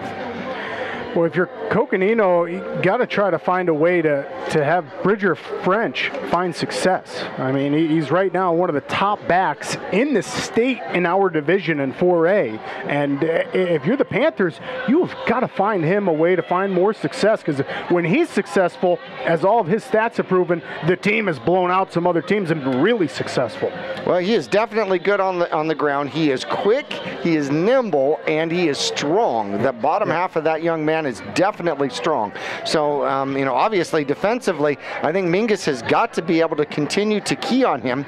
Now, at the same time, you want to be able to cut off some of these short passes that Coconino has been successful on, but not at the expense of them going over the top of you. Great point. Great point. You don't want to sacrifice that. So if you're going to have to give up some passing plays, and Buckingham has had some good looks, and he's put the ball in some tight spots. So, he's not playing bad. So you're right. Don't give up that big pass play over the top. Keep it all down low. Make them work for it, if you will, right? The Marauders' defense is really making the Panthers work for all of their yards and scores right now. Mingus Marauders come out of the tunnel, and, of course, our sideline camera right on the Mingus Marauders coming out, and that was where you got a real description of the size of Choate. You really did, as big number 77 came out and filled the picture frame. That is a large man with big shoulders, and I think he's playing pretty well out here tonight. Playing with big intentions out there too, Jack. He's a monster. There he is. Nice job on the field cam down there by Rain. rainy, and that's an awesome picture. Love to see it. And boy, with the Marauders getting the last score in that half, even though they're down by 5 points, they've got some momentum right now. Well, I think the big difference in this game is who is going to make a mistake. Great point. So right now, Coconino has an edge, and they can maybe afford a mistake, where Mingus probably cannot at this particular point, as they are down by 5, 14-9. However, a turnover in this game is going to be huge and could be decisive in this one. Now, stat-wise, coming into this game, Coconino outdid the Mingus Marauders in rushing, in passing, in just about every category altogether. So I think Mingus is playing tremendous out here. As we take a look at the playoff picture, right now Lee Williams is sitting number 8, Bradshaw at 12, and Coconino is sitting at 16. So this becomes a tremendous game for Coconino. If they can pull off this victory over Mingus, they're going to stay in that bottom category. They're not going to jump up to 7 or something like that with a win over Mingus. However, what does it mean to Mingus with a win over Coconino here tonight? Right. How many spots can they gain up from 26? Yeah. We'll have to find out how that power points ratio works. And like you said, the Marauders can pull out a win here. Boy, it would for sure get us, if not in that playoff picture, really close. Well, here's the difference. Coconino is sitting at 6.7 power points. The Mingus Marauders at 26 are at 1.3. So that's a pretty significant difference. Yeah. So for Mingus to make playoffs, they're going to need victories over Coconino here tonight and Lee Williams, and then let's see where they stand going up against Prescott. Right, and that's obviously when you get into region play like that, it's so awesome to have region teams playing well. So we have several region teams that have some good power points and are in the top 16 right now for 4A. That hasn't always been the case in the past. So the Marauders, at least, Jackie, they have the opportunity. If they can handle business tonight, then handle business against Lee Williams. These teams that we're playing in Grand Canyon region have power points to offer us. So the Mingus Marauders are going to kick off, and it is going to be Hernandez kicking off, and we'll see if he can actually reach the end zone. He's going to kick it off, and it's going to go to the far side, and it's going to bounce out of bounds. And so the Coconino Panthers, with that penalty, are going to take the ball at the 35-yard line, and that could be a interesting spot here, whether or not Mingus intended to do that or didn't intend to do that. I think they wanted to get it down into the corner. I don't think they wanted to kick it out of bounds. No, I don't think so. Hernandez it's a nice job trying. I mean, he was trying to pin it in the corner and just kind of landed and went right out of bounds there. But hey, I mean, I think anything's better than kicking it to Bridger French at this point. So Marauders will take that as a relief. So Coconino is going to start the second half here with the ball, with the lead, 12-9. And the ball is going to be placed at the 35-yard line, if I remember my rules correctly. The umpire has a ball, and he's walking to the other side. And he's going to stand at the 31. But I assume we're going to the 35. We're having a discussion. For sure. We did see, Jackie, near us, we saw a flag fly out at like the 50 over here on the Marauders sidelines. Right. So I'm not quite sure. Well, if there was some sort of an illegal block in the process of the kick return, that's going to be interesting to see how they do that, especially with the ball going out of bounds. So the ball went out of bounds they threw the hat at the 13-yard line. And they are going to mark it off from the 35. So it's going to be a 15-yard penalty, and they're going to put the ball at the 20, wow. Which, as far as I'm concerned, on the books, when you look at it, Hernandez kicked the ball in the end zone. Yep, and I'm sure he's going to take it. Right. He will take it, and that was the plan, right? Yes, that was exactly what I was looking to do. Fourth penalty for the Coconino Panthers. They've got 50 yards in penalties. They're going to start at their own 20-yard line now. Let's see if Mingus can pin their ears back here. There is the snap. They're going to hand it off. And French will cut up under blockers and spin around and get across the 25, well, to the 25. So a gain of 5, and that'll start the clock. Nice job by Choate, Bowers, Calandra, all kind of tag teaming in on that tackle and, you know, keeping Bridger to these short gains. I know they're good gains. Let me tell you, if you can get 5 yards a pop, you're going to never have to punt. But it is not 79. No, right. It's not 79. So now we've got Buckingham looking for instructions. He's going to line up with French to his left, the near side of your picture if you're watching Verde Valley TV. Out of shotgun, looks to throw, and he is in trouble. He's going to come to the near side, looking to put the ball up, puts the ball up, and it is caught. Coming back for the pass, a tremendous job coming back to his quarterback is Hageman, and that's going to be a first down. And interesting enough, Hagerman was joined by another Panther too. There were 2 Panther wide receivers that came back to that ball to try to help Buckingham out, and boy, as quarterback, those guys are your best friends after that play. That was a great job by the Panthers, realizing that their quarterback was in trouble, and they had a couple wide receivers get a chance at that, and they come up with a first down. Good job by the offensive line, giving him time to look downfield and have that. That was a long route. 3 receivers to the top. Buckingham out of shotgun, 40-yard line. There's the snap. They hand it off. It goes up underneath to French. French finds his way through and gets a first down, tackled by the ball, and somehow good arm strength, hangs onto the ball, picks up 11 into Mingus Marauder territory at the 49. Yeah, and that was Leckington. You just got to see your replay there. You can see that if Leckington doesn't get his paw on Bridger's jersey there, he's going to be gone. And Leckington with a strong arm there, able to hold him up, and then a couple Marauders come in to finish the tackle. First down now, 10 minutes left to go in quarter number 3. 3 receivers to the bottom of your screen. Buckingham out of shotgun, takes the snap, looks to throw, has good protection, throws down the field, and it is caught for a first down, another 17 yards downfield. And I'm looking for a number out there. I think that's going to be 13 on the reception. That's going to be Hageman again. And the Panthers starting to turn up in the air game a little bit. The Marauders just got to get to him maybe 1 Mississippi sooner. Get some more pressure on him. Yeah. Well, maybe Mingus needs to get there under miss, just not even a sippy. Good call out. That'll get it done. That would definitely get it done. Hageman with his 2nd reception in a row here. And out comes a flag, and we're going to have a motion penalty. And that's going to put Coconino slightly behind the sticks, make it 1st and 15. Must be that rocking motion. Got to be careful.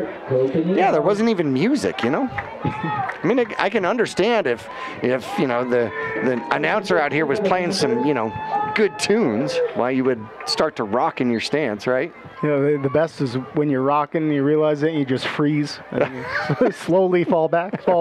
Right. Whoop. Please don't blow the whistle. Please don't blow the whistle. Snap it.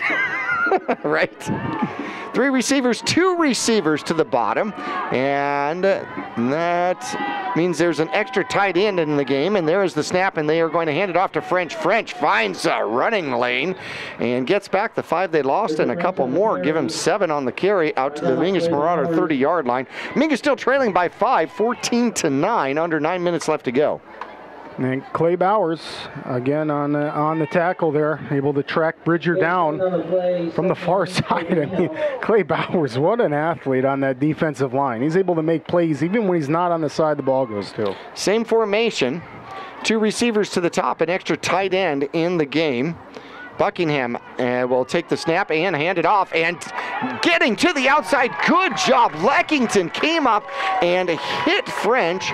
Doesn't take him down, but slowed him up and made him go east-west instead of north-south, and he's going to lose a yard. Yeah, forcing the Panthers into a big 3rd down situation here. What a huge opportunity for the Marauders. 3rd and 9. The Mingus Marauders don't have a stop yet in this game. Only 4 drives in the first half. All of them 5 drives. Mingus had 1 3 and out in the first half. 3 drives, 2 they scored on, and Coconino scored on their only 2 drives in the first half. 4 receivers, a spread set. Buckingham has French in the backfield. He's going to throw. Looks to throw. Throws to the near side. Has a man, and it is caught and tackled, but should be enough for a first down. That's going to move the sticks. Needed 9, got 10 out there. And I think that was Big Gay on the reception. Yeah, it was. Nope, it wasn't. It was... that was a different player. It was Young on the reception, and boy, he was able to find a wide open spot there in the defense. I mean, really no Marauder within a few yards of him, so nice job by Buckingham to capitalize on that. Moves the sticks, third down conversion, sitting just outside the red zone at the Mingus Marauder 21-yard line. Out of shotgun is Buckingham, takes a snap, and he is going to run, and fakes to the left, runs. Mingus will tackle him. It'll be a good gain, a gain of 8, though. That is his best run of the night. Yeah, boy, just a smart play by the quarterback. I mean, you're going to get to see the replay here. Defensive line does a great job of pushing back and getting in there, but Buckingham does a better job of just reading it, knowing that he's doesn't even have time to look around, so he just kind of fakes like he's going to throw the ball out and buys himself another yard or two with that. 2nd and 2 from about the 12-yard line. Spread formation. Extra tight end, though, in the set. 2 receivers to the top, 1 at the bottom. Buckingham takes the snap and will pitch. Goes out to French. French tackled in open field. Phenomenal tackle out there. I think that's Leckington. Well, incredible. I mean, Leckington, I mean, that is just an outstanding job. For all you young wideouts, linebackers, and safety positions, take a look at that tackle from Leckington. That's just wonderful job in open space on one of the best athletes in 4A. 3rd and 4. French has got 15 carries, 67 yards in this game. He went over 1,000 yards in the first half. 5:45 left to go in quarter number 3. Mingus trailing by 5, 14-9. Spread formation once again, one back with Buckingham. Out of the shotgun, looks to throw, throws quickly, throws the slant and off the hands. And that is going to bring up 4th and 4 from the Mingus Marauder 14-yard line. Well, the question becomes, will we see the Panthers try a field goal here or go for it? It looks like they switched units, so it looks like a field goal unit has come on. And yep, there's Jose Villanueva out there, so definitely going to attempt the field goal. Well, he's got 3 field goals made, and he's going to be kicking from the 21-yard line. That makes it a 31-yard field goal attempt out here with 5.5 left to go in quarter number 3. The snap is good. The kick is up. The kick is good. A wonderful shot. His 4th field goal of the season. He is among the leading kick scorers in 4A. 5:26 left to go. Coconino extends it to an 8-point lead, 17-9. Mingus gets the ball back when we come back after this. I'm Chris. And I'm Tandy, owners of Taylor Waste. We're homegrown in the Verde Valley and nearly your last local choice. We want to be your first choice for residential and small business garbage service. Get a free month service when you make the switch to Taylor Waste. And enjoy monthly service as low as $16 per month. Visit TaylorWaste.com for more information. Or to start service, call Taylor Waste at 649-2662. Taylor Waste, service tailored to your needs. Back here at Mingus Union High School, Coconino takes a 17-9 lead, and they're not the only ones that have taken the lead, right? At the end of the 8th, the D-backs, turn it down if you don't want to hear it, are up 6-5 at the end of the 8th. And it is kick but returnable. It comes down to Brulin at about the 3. Brulin going up the middle, stutters, comes up, spins, and gets to the 30-yard line and gets covered up. Getting tackled out there. Thought about going to the outside, decided to go to the middle, and Mingus is going to have okay field position starting at the 30-yard line.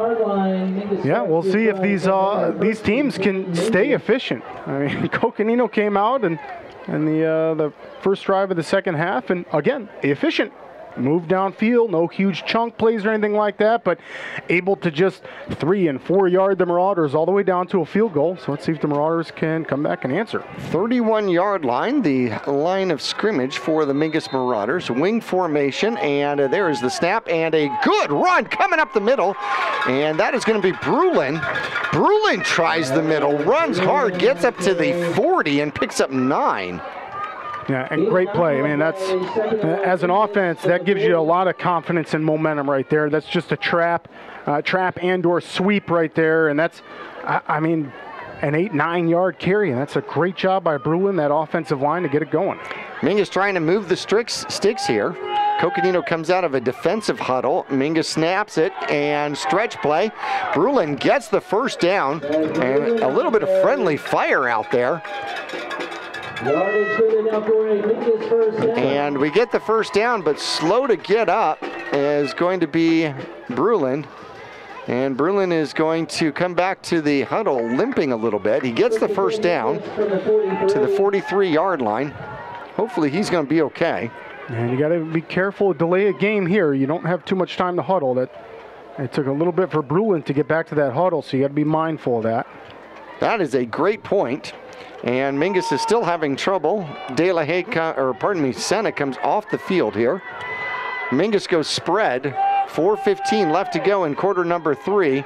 Mingus does get the playoff, and it is a quick handoff up the middle, and gathering a little bit of momentum and falling forward for a couple of yards is going to be Grijalva. Grijalva's back in the game. Wow, great to see Grijalva back in the game. Hopefully that ankle's feeling okay, and I mean, right back to his typical hard-nosed yardage. It's amazing what Tylenol does. So 2nd and 7. Hopefully Grijalva can play on that, because certainly need him for the rest of the stretch here. There is the snap. It's going to be a stretch play coming this way, and getting hit hard. Good tackle out there by number 9 on Senna, and he's going to lose a yard. Yeah, that's a big hit there by the Panthers. That's a good defensive play, and you see the ref there giving number 9 to the Panthers there. Just a piece of advice. Hey, next time you make any kind of remark after a tackle. It's a great play by him, too. Yeah, he should be able to get excited about it as long as he's not saying stuff. That was Prairie Young Blackgoat with the tackle. Brings up 3rd and 8. Mingus a little bit behind the sticks at their own 45-yard line. Stokes looks to throw, throws the ball, has Leckington. Leckington inbounds, catches the ball. They're going to say it's a catch. Yes, it is a catch at the 35-yard line. Yeah, what an incredible play. And man, Rain Stokes on point. Mr. Clutch right there. That's a great ball. Yeah, that was a phenomenal ball. 20 yards on the reception. Stokes has 35 passing yards, and he is 2 for 6 in the game, but that was a good one on a 3rd down conversion. Keeps the Mingus Marauder drive alive at the Coconino 35-yard line. Here they go. Second back has the ball, and that is going to be Brulin, but I see Litter on the field. If it stands, he's got 5 yards. However, the flag was thrown right about the 32-yard line. Lots of whistles. Holding Mingus. Yeah, that's holding. Whoops. First holding call. Second penalty against the Mingus Marauders. That's going to put Mingus well behind the sticks, though, and bring the ball back out to the 45-yard line. Now, we were talking about efficiency. Coconino with 17 points, leading Mingus 17-9. They have scored on every drive they have had, but they've only had 3 drives in the game, which is a credit to the Mingus Marauders in trying to control the pace of the game. Mingus has scored on 2 of 3 drives, and this is their 4th drive of the game with 2:14 left to go in quarter number 3. They go to a spread formation, 1 back in the backfield. Leckington comes to the near side. They put Ralston in motion. There's the snap, and it's going to be Stokes trying to run, and gets tripped up. And he will get about 2. And flag coming in at the tackle there. So we'll see what the line judge saw. So if it stands, Stokes got 2 on the carry. But yeah, going back, Jackie, to your point, the efficiency we're seeing, looks like this Well, the reaction of the Marauders and the fans may go the Marauders' way here. Yeah, they are walking it off, and it's going to be a 15-yard penalty. Helmet contact. Ooh, head-to-head. Yep, you got to be careful then. That is really benefit the Marauders. And going back to my point is, I mean, the Marauders looking really good. Coconino looking really good. We're talking about how efficient these teams are. This almost has like a second-round playoff game feel to it. I mean, both teams are just no turnovers right now, knock on some wood, and both teams minimal penalties, playing very, very well. It was a great game. 2nd and 3 from the 23-yard line. There's the snap. Stokes in trouble, turns, throws, and throws it away. There was nobody out there. You had Brulin to the near side, but the question is whether or not he got outside the tackle box when he got it released, because he was definitely running for his life there. They haven't set the ball. Yeah, I think he's going to be safe. He had Brulin, so we'll see. There's no flags or anything thrown. At the same time, they haven't set the ball yet. Line of scrimmage is the, 28-yard line. I said the 23-yard line. I apologize. 28-yard line. Now we have another meeting. We have 3 officials out there. We were supposed to have 4. One official apparently was not able to make it here tonight. So my first question was does that mean that there's going to be 25% less penalties in this game? One can only hope, right? One can hope. And they dropped the flag now.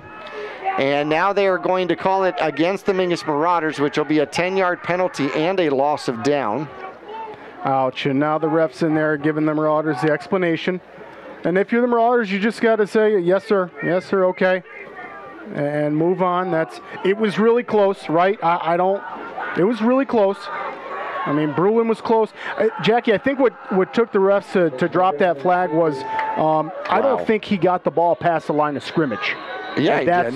You think so? Oh, yeah, no, he definitely did. Okay. Definitely got it past the line of scrimmage, and they make it a 15-yard penalty. So that makes it 3rd and 19 with the loss of downs. I thought it was a 10-yard penalty with the loss of down. But they mark off 15 yards. So I could be wrong with this. The new line of scrimmage is the 44-yard line. And they changed the marker to 2nd down, which doesn't make all that much sense. Because I thought it was a loss of down, unless we got the whole, unless they called something other than a different kind of penalty, I guess. Hey, we'll take it. So 2nd and 19, the Mingus Marauders at the 44-yard line of Coconino. They hand it off. Grijalva gets hit at the line, bounces off, gets hit again. They don't give him forward progress. They mark him all the way back to where he was tackled. And that is going to be a loss of 4. Yeah, boy, that's a tough one right there. You're trying to set up some deception there if you're the Marauders. But Grijalva, I mean, literally had nowhere to go. Got the handoff, and he had 2 or 3 Panthers right there with him. Second carry for Grijalva here in the second half. 3rd and 22. Mingus at the Coconino 28, well behind the sticks. Mingus fakes the handoff. Oh, and there is a hard hit on Stokes. There is flags all over the place, and the line judge on this side didn't throw his, so he threw his. And so we have 3 flags out on the field. One could be in the area of holding, the other a tremendous hit on Stokes. What a testament to his toughness, taking that hit, because he was getting out of the grip of somebody and he was completely defenseless when he took that shot. So this one, holy cow, the 3rd quarter has been longer than the first half. Time-wise, 1:01 left to go. Mingus trailing 17-9. And depending on the quality of the calls, it could be an automatic first down for the Mingus Marauders. Let's see if we can figure out the call here. Personal foul, face mask. It is going to be against Coconino. That is going to be 15 yards. However, they do not give the Mingus Marauders an automatic first down, so it is now 3rd and 8. What a sequence.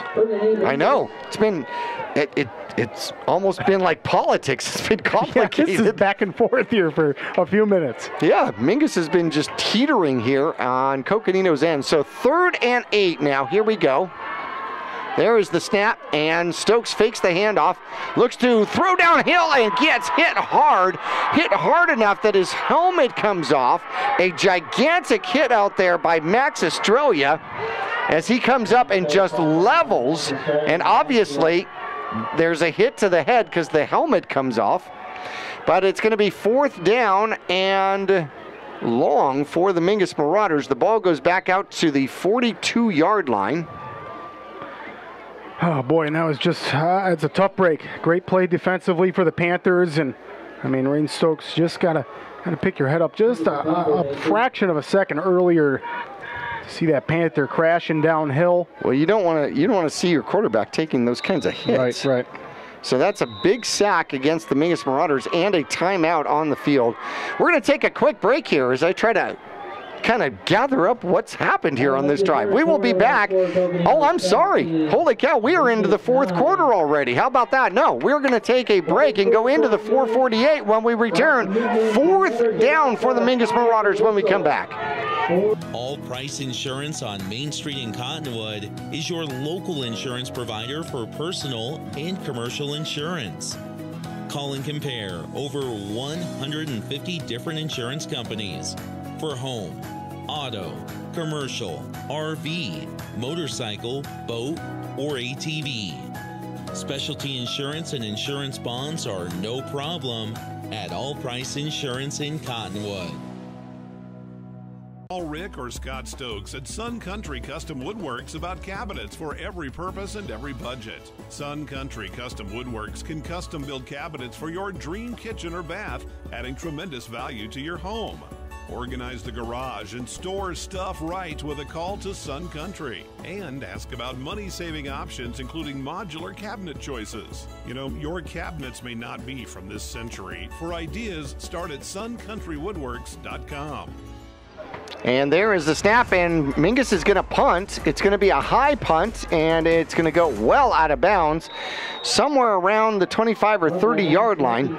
So Mingus tried to pin Coconino deep, so that'll be the 2nd stop for Coconino's defense, and that is the difference in the game right now as we start the 4th quarter. Mingus will bring its defense back out on the field. Now Mingus needs a turnover in order to kind of level up those stops here, because Coconino's got 2 stops in the game. No, that's a great point. I mean, if you're the Marauders and you want a chance to win this thing, you have got to somehow force a turnover or a 3-and-out. Would be great. Get the ball back for the Marauders, which has been tough. Coconino has not had to punt it yet, and the Marauders only punting twice so far. Coconino has gone for it on 4th down twice. They have been successful twice. One of those 4th downs was 4th and goal from the 2 that ended up in 6 points as Bridger French stretched across the end zone line. Just underway here, 4th quarter. Mingus trailing 17-9, and the quarterback's going to keep it and will get taken down. That's going to be Bowers in there, diving at the feet and making the tackle for a 1-yard gain.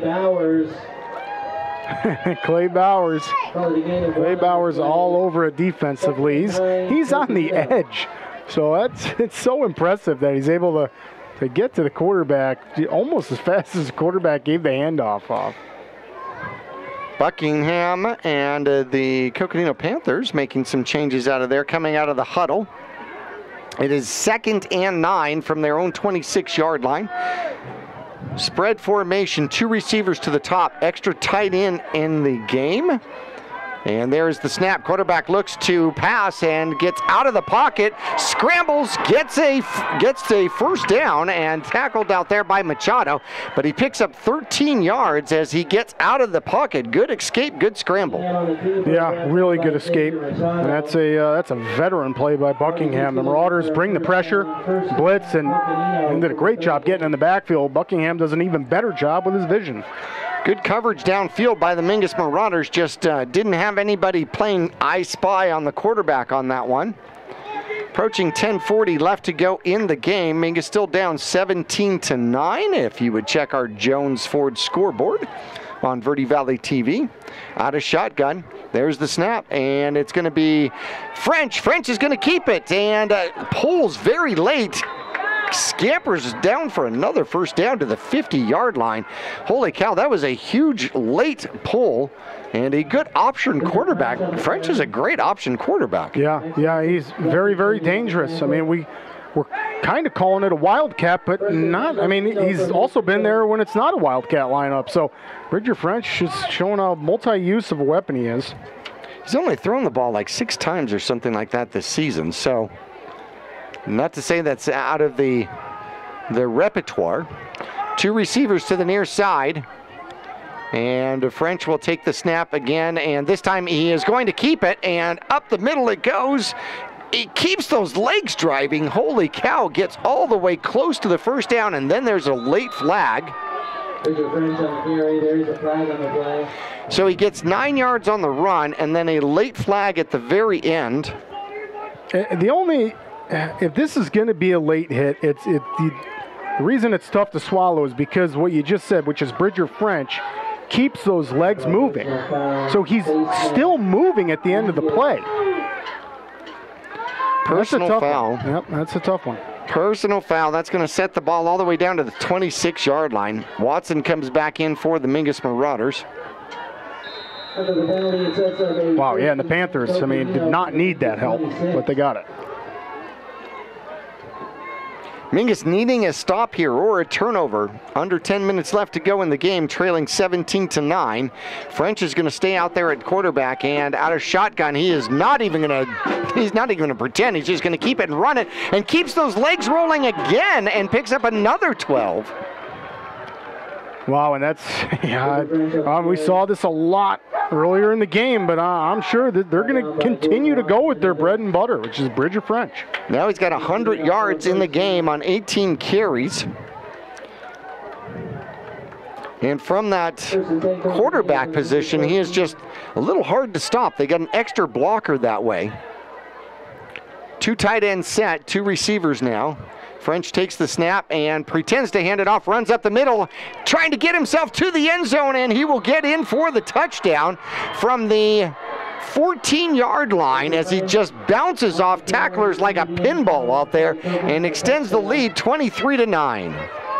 Yeah, and that's just a great execution by the Panthers. I mean, Bridger really showcasing his talent here in the second half. I mean, how many broken tackles did we just see there, Jackie? At least 2, maybe 3. And Bridger French, big, strong legs as a running back, and he's able to just run right through it. The play before was a scrum pretty much, able to move it downfield. Good snap. The ball is down, a deep kick. An excellent extra point out there by Villanueva. Even if you got a hand on that, it might take your fingers off and still go in and go through. And a flag flies at the play after the play is already ended and the teams are leaving the field. And we have an unsportsmanlike against Coconino. Flag flies at the 21-yard line. How about that? We're not even going to take a break. We're going to keep it right here because the teams are lining up to actually kick off right again. But now we've got that penalty, which is going to push them back on the kickoff. That was totally unnecessary. Yeah, and if you're the Panthers, you got to be careful because, I mean, a couple of those personal fouls, you get kicked out of the game, and then usually you can't play the next game. So you got to be really careful about that. 24-9 the score. Coconino has scored on every drive, although Mingus has been defiant. A lot of time and possession for the Marauders as well tonight, which is the reason that you can say Coconino only has 24 points and they have not had to punt the ball. They've scored every single time they've had it, but it's only 24 points because the Marauders have done a good job at time of possession. 155 yards of penalties. Coconino with 100 yards of penalties now. A football field of penalties. Villanueva is going to kick off. Bruland and Machado are back sitting at their own 20. hoping for the opportunity for a run back. It's going to go Brulin's way. He's going to take it at about the 18-yard line. Comes up, tries the near side, trying to get to the sideline, tries to cut through. Follows a block, but decent coverage. Mingus will get the ball at the 37-yard line. Brulin gets up limping a little bit, and he wants to go out for a play here. So Mingus will start off an important drive here. Now down 24-9. So down by 15. Mingus it's a 2-score game. Mingus definitely needs to get it back within a 1-score game here on this drive, if at all possible. 37-yard line is where it's going to start off for Mingus. Coconino has been blitzing a lot more here in the second half. Spread formation now for the Mingus Marauders. 3 receivers to the top, and a fumbled snap. Stokes picks it up, throws the ball downfield, and 2 receivers in the area, and Senna jumped for it and went off his fingertips. Yeah, it's close. It's a nice try by Stokes, able to pick up that ball. Looked like he just kind of dropped it when he got the snap, but that didn't affect him at all. And just like you said, Jackie, right off the fingertips of Senna. Now, he did have somebody behind him, too. But obviously, Senna was trying to reel that one in. I'm not exactly sure who it was intended for. Over center, and Stokes is going to take it and throw the ball up. Has Leckington out there and is caught, and they're going to say he's out of bounds. And that should be a flag on the opposing sideline, and there is no flag. They did not get out of Leckington's way, so that's like hitting a wall when you go out of bounds. Yeah, that's a tough one to watch. Ouch. And you saw that there on VVTV. You have to get out of the way of the player. You can't stand there and take a shot. That... Yeah, it's a tough one. That's a tough one. The Marauders... That's how kids get hurt, though. That's what scares me. There's the snap. Stokes looks to throw, has a little bit of time, comes to the near side. Now he's going to run for his life. A flag comes out for holding and takes his legs out as number 3. Good tackle by young Blackfoot. And we're going to get a hold against the Mingus Marauders deep in the backfield. And that's a really tough one because, I mean, we saw that one. You could almost call that every single play, no matter who has the ball. I mean, Grijalva barely gets a hand on him and turns his shoulders in the slightest. And that is holding. So that's going to bring the Marauders back even further. And 3rd and 20. And not what you want to see if you're a Marauder fan right now. Marauders getting backed up in a 2-possession game against Coconino, which on paper we did not think it'd be this close, and the Marauders having a chance at this one. And Marauders putting up a great fight all night long, but right now find themselves a little bit behind the sticks. 3rd and 20 is definitely behind the sticks. Spread formation out here. Stokes is under center, takes the snap, steps back, looks to get a little bit of help. He's got to get out of the way, throws the ball downfield and throws it in the direction. But 3 Coconino Panthers out there surrounding the area where Leckington was going to potentially catch the ball. 4th and super long. And it appears, though, it may be a stop for the Coconino Panthers as the ball is set at the 27-yard line of the Mingus Marauders and looking to punt once again. Ralston comes in and he's going to replace Bruland. Leckington, who has been a brand new punter for the Mingus Marauders, so bye week and Leckington becomes the punter. There's the snap. Good snap and a kick, and it's going to be a wobbly one. It's going to bounce, and it's going to go all the way down to the 30-yard line. It is returnable by the Coconino Panthers and up around the 50-yard line as he gets it out to about the 49-yard line. So pretty decent field position for the Coconino Panthers to start. 7:28 left to go. Yeah, a good punt coverage, too. I mean, he could have scampered, but that's a great job by the edge guys to pin him inside and let your other Marauders come help you out, make the tackle. And we've seen some good punts, by Leckington and the special teams by the Marauders tonight. One of them was super short, but the others, execution's been there for them. So that's how you win the field position battle. But right now the Panthers barely in their own territory. They're just about at midfield. Time becoming a factor for the Mingus Marauders, down by 15, 24-9. First and 10 for Coconino. They go a 2 tight end set with 2 receivers on the near side. French will take the snap, and he's going to run, trying to get to the outside. Mingus trying to string him out and getting caught and taken down, but he's going to pick up a first down because he is so efficient. Gets 10 out of that one. And that's just a scary quarterback. You don't want to see someone like Bridger French's quarterback. Man, he's so fast, and with a running back mentality, he's able to just take off. Hernandez coming off gingerly here, and is going to need a little bit of help. Maybe stretching out here, and he'll get the helmet off. That's a big loss for the Mingus Marauders.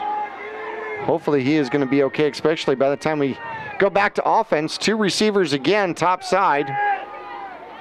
And out of shotgun are the Coconino Panthers. And we're going to blow the whistle and throw a flag. Line judge dropped it and then threw the flag, and he's going to do a motion penalty against the Coconino Panthers. It had some height on it. It did. Well, he dropped it the first time, so he's trying to make up for it. That's exactly what he was doing. Right. So it was, a fumble, and then, That's a great call. Right. Fumble on the line judge. So that's going to move the ball back to the 46-yard line. 7 minutes left to go. 24-9 your score on the Jones Ford scoreboard on Verde Valley TV.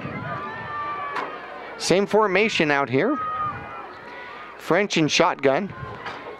He's literally looking at who he wants his offensive line to block. That's going to be Latham out there.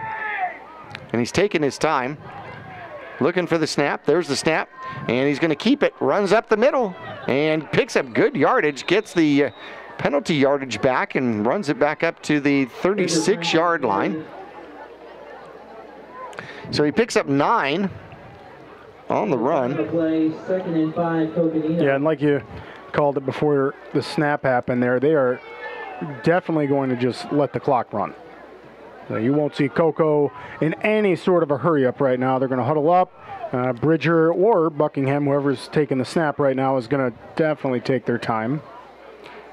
Couple more first downs could be extremely detrimental for the Mingus Marauders. Same format. Actually, no. 3 receivers set. 1 tight end now. And French takes the snap, doesn't even hand it off, runs. This time Mingus will stop him, but he'll get close to a first down. They're going to probably give it if you go with the line judge on the far side. And that's going to get the ball down to the 31-yard line. Move the sticks, and more importantly, allow Coconino to run the ball even more, run the clock even more. So 5:34 left to go. Again, 24-9. Coconino over the Mingus Marauders right now. 3 receivers set. Coconino showing the same lineup here. French out of shotgun, making me talk a lot because he's taking his time. There he takes the snap, and he's going to run it up the middle once again. The Mingus Marauders unable to contain him, and outside he goes, scampering to the end zone. He's got an escort, and into the touchdown area with a 31-yard breakaway is Bridger French, and that will open it up to a 30-9 score against the Mingus Marauders. He just able to bounce it off to the left as he got through. Actually, he never even got through the middle. A great cave-in by the offensive line, and then he was able to bounce to the outside and run it in from 31 yards out. And biggest play of the game. Yeah, him too. I mean, that's an accolade for the Marauders, which we'll talk about in the post-game show. But biggest play comes at a great time for Coco. 5 minutes left to go with the extra point attempt up and good. 31-9. Mingus is down by 3 scores. They've got some work to do. They'll get the ball back on the other side of this break when we're back. I'm Chris. And I'm Tandy, owners of Taylor Waste. We're homegrown in the Verde Valley and nearly your last local choice.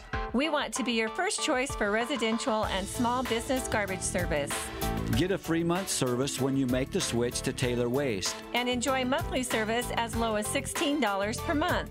Visit TaylorWaste.com for more information. Or to start service, call Taylor Waste at 649-2662. Taylor Waste, service tailored to your needs. I want to thank our friends at Taylor Waste. Man, they have been sponsors of Mingus Marauder Football for as long as I've been doing Mingus Marauder Football. So I think that's like 32 years for them, which is absolutely phenomenal. Villanueva is going to kick off from the 40, which he hasn't done in a while. He puts a boot into this one, and that one's going to make it into the end zone. That'll be a touchback. First time he's been kicking off from the regular kickoff in the last couple of kickoffs. So he's like, I can make the end zone from here. Yeah, what a boot too, man. That is such a weapon that Coconino has. And with the field goal tonight and extra points tonight, Jackie, I know he was sitting number 2 for kicking points in 4A. So excited to see where he'll end up, because what a great kicker and a great weapon for the Coconino Panthers. So with 5 minutes left to go, Mingus has 3 timeouts and obviously needs 3 scores. So unfortunately, that's going to put the Mingus Marauders into a one-sided offensive game here, you would think. Or Mingus chooses to run it. They have one receiver to the near side with a wing formation. There is the snap, and they are going to run it. And Grijalva goes up the middle and picks up 2. Falls forward for 2. And playing for efficiency. This is for efficiency purposes. And that'll keep the clock rolling. They only give him 1. So 2nd and 9. De La Haye brings the play in. Goes into Stokes and says, Coach said, give the ball to me. You think? I'm hoping. Okay. Stokes is a baller. I mean, not only, we haven't seen him kicking much tonight, but I guess that was if the first kickoff, he got a touchback. So. Right. And then Hernandez had the second kickoff to start the second half, right? Stokes takes the snap out of shotgun, has a little bit of time, and he's going to dip under 1 and run and then throw the ball, and he throws it in the general vicinity. Was he down, or did he get that thrown off? Boy, it took a lot of time. Okay, how about that? That was actually a phenomenal job. He was in the grasp going down, and Stokes is like one of those fish that fights you even in the boat. You know what I mean? Great, yeah, most certainly. And you got to give credit to the Panthers. That's, for all intents and purposes, a coverage incompletion right there. He just had nowhere to go with it. Great coverage downfield. It was a sack incompletion. He was going down. He was falling forward. The fact that he got it anywhere close to Leckington was just purely athletic. Under center, 3 receivers to the bottom side. Stokes comes to the near side, looks to throw, gets a block, throws the ball, and it's a little too high for Leckington out there. That's going to bring up a 4th and 9 for the Mingus Marauders. 3:57 left to go in this one. I don't think you've got a choice. I think you pretty much got to go for it at this point, right? Yeah, I mean, I would think so. But with the Marauders running a few running plays, I'm not sure that we're going to see that. He might be playing it safe and punting it. Stokes comes out, which gives you an indication that it is probably going to be a punt now. 31-9 says the Jones Ford scoreboard here on Verde Valley TV. Ball sits at the 21-yard line. Baca is back. Leckington looks to get the punt off. There's the snap, high snap, gets the punt down, and it is almost blocked. He does get it off. It bounces at the 49-yard line and sticks like I wish I could get my 7-iron to do. And Coconino is going to take over barely in their own territory, but nonetheless in their own territory. It was a great kick, too. Wouldn't even think he was going to get that off. It's another great punt. I thought it was blocked, honestly. I really did. There was tremendous pressure in there, and he ends up with a approximately a 31-yard punt out there, and all through the air too. So if that would have taken a 15-yard bounce and skip, that's a great punt. All right, so the Mingus Marauders, Senna coming off the field, 3:49. Coconino looking to run the clock, run the ball. And French No, it's going to be Buckingham, gives it off, and it's going to be Ramirez. Ramirez bounces it to the outside. He's got a lane toward the end zone. Felix will catch up to him, and they'll finally tackle him at about the 15-yard line. But a flag out here at the 31-yard line. What is that all about? You know, we'll see, that's way behind the play. I mean, that's quite literally the opposite direction. So, literally, it could be a penalty and still a first down. So, are they gonna pick up the penalty flag? Well, he's standing there at the 30, but he's... Oh, it's going to be a sideline warning against Mingus. Okay, so it didn't have anything to do with the play. So Ramirez with a huge run down to the 16-yard line. 35 yards on the run, his first run of the second half. Buckingham out of shotgun, taking his time. 3:23 left to go in the game. Watching the line judge to see when he starts moving his arm. Takes lots of time off the clock. We're at 3:11. Takes the snap and hands it off. It's going to be a new back coming to the near side. Cuts up underneath and down to the 1. No, that's going to be Ramirez, number 26. Goes from the 16 down to the 1. So a 15-yard gain out there on back-to-back runs. He's got 50 yards on back-to-back runs. Machado saves the touchdown for the Mingus Marauders. First and goal, Coconino. First and goal from the 1 now.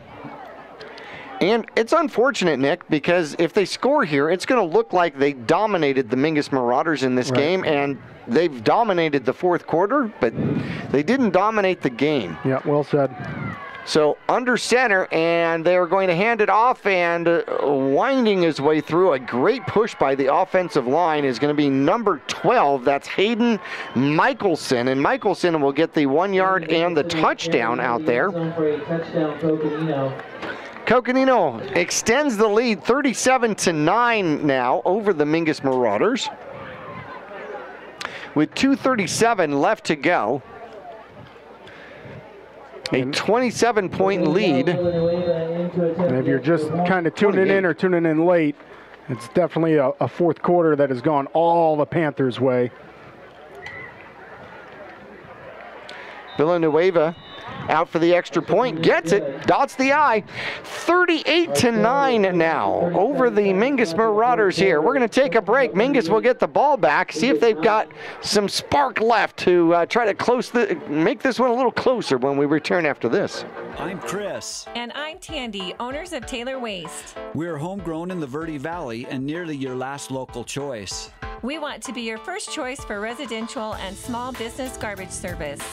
Get a free month service when you make the switch to Taylor Waste. And enjoy monthly service as low as $16 per month. Visit TaylorWaste.com for more information. Or to start service, call Taylor Waste at 649-2662. Taylor Waste, service tailored to your needs. Mingus set up to potentially get a return if Villanueva doesn't put it in the end zone. This one looks like it's returnable.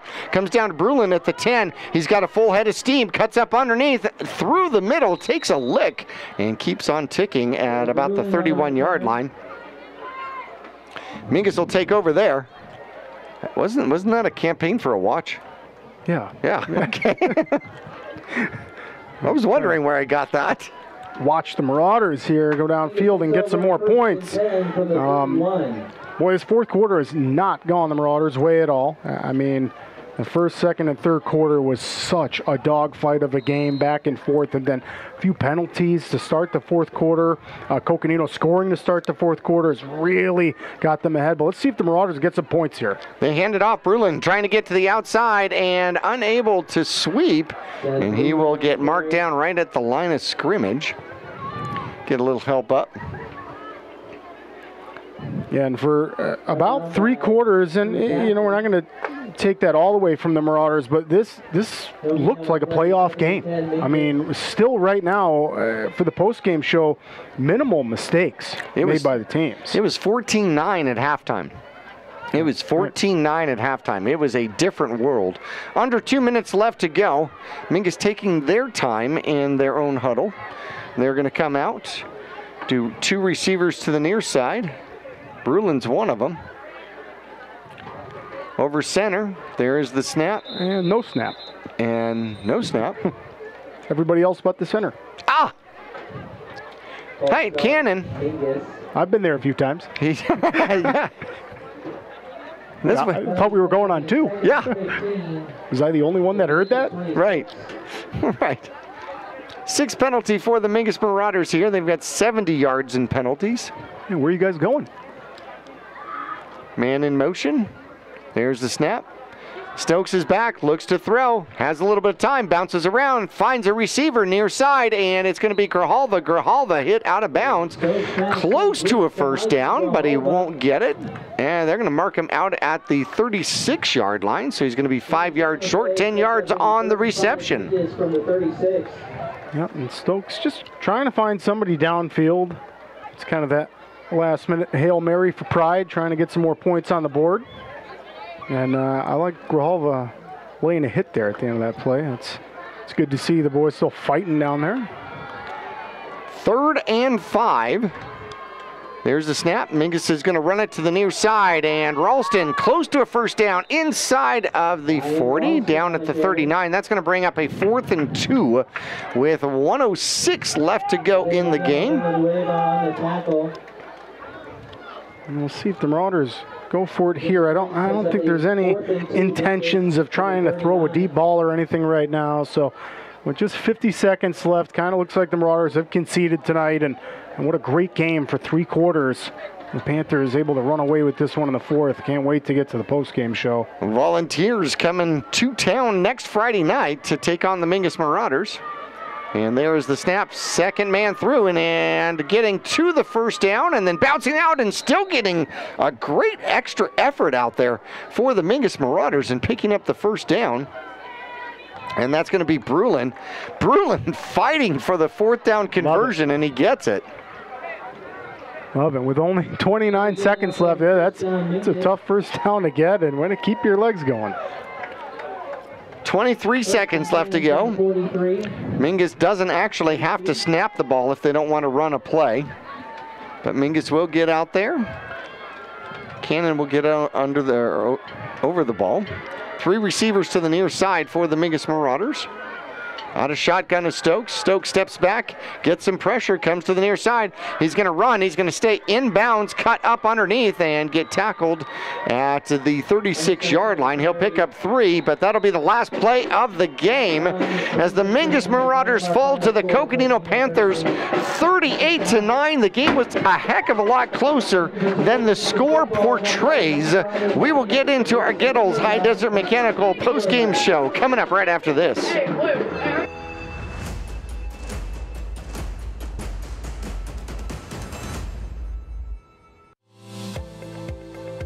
Choose the region's most comprehensive heart program. Choose care close to home. Choose world-class surgeons. Choose Northern Arizona Healthcare. Choose precision. Choose innovation. Choose robotic-assisted knee and hip replacement. Choose Northern Arizona Healthcare. Yavapai College has many degree and certificate programs to get you on track to a rewarding, well-paying career in a variety of industries such as healthcare, manufacturing, construction, elementary education, and art. Fall semester starts on August 15th, so there's still time to register. Visit us online today at yc.edu/admission to connect with your future career. For 30 years, Roxu Screen Printers have provided Northern Arizona with clean, crisp, quality screen printing. They work with you to make the right choices in creating the right artwork and message to put forth your best image. Choose from brand name products and even fashion-forward designs, including caps, tees, sweatshirts, polos, and jackets. Make Roxu your choice for work and sports uniforms, workwear, resort wear, and more. Find out more at rokzootees.com. Roxu Screen Printers in Cottonwood, where clothing comes to rock. I'm Chris. And I'm Tandy, owners of Taylor Waste. We're homegrown in the Verde Valley and nearly your last local choice. We want to be your first choice for residential and small business garbage service. Get a free month service when you make the switch to Taylor Waste. And enjoy monthly service as low as $16 per month. Visit TaylorWaste.com for more information. Or to start service, call Taylor Waste at 649-2662. Taylor Waste, service tailored to your needs. People often refer to Larry Green Chevrolet as the people place. Keeping that reputation is a priority in the community and with every customer that comes through the door. Larry Green Chevrolet, we're better and we'll prove it. If you're in the market for a new or pre-owned car, truck, van, or SUV, you'll find our selection extensive and the sales team professional and courteous. Visit Larry Green Chevrolet just off Highway 260 next to Walmart or LarryGreenChevrolet.com. And back here at Mingus Union High School, home of the Marauders fall to the Coconino Panthers in Grand Canyon Region play, 38-9. The Mingus Marauders losing the 6th game in a row to Coconino. And, you know, I remember when I was in high school, I read a book, and I swear the title was A Tale of Two Halves. I was hoping this was going to be more motivational. Oh, yeah. Well, okay. But it was. I mean, it was 14-9 at halftime. The Mingus Marauders actually led to start the game with a 26-yard Bruin sweep, put the Mingus Marauders up 6-0. Mingus didn't get the extra point. Then a 2-yard dive and stretch on 4th and goal from the 2, and French scores, and the extra point by Villanueva was good, and Mingus would not lead again in the game, but they did keep it close. Second quarter, a 10-yard pass Buckingham to young Blackgoat with the extra point made it 14-6, and then with no time left on the clock, Hernandez with the 36-yard field goal, his first of the year, and it was 14-9 at halftime.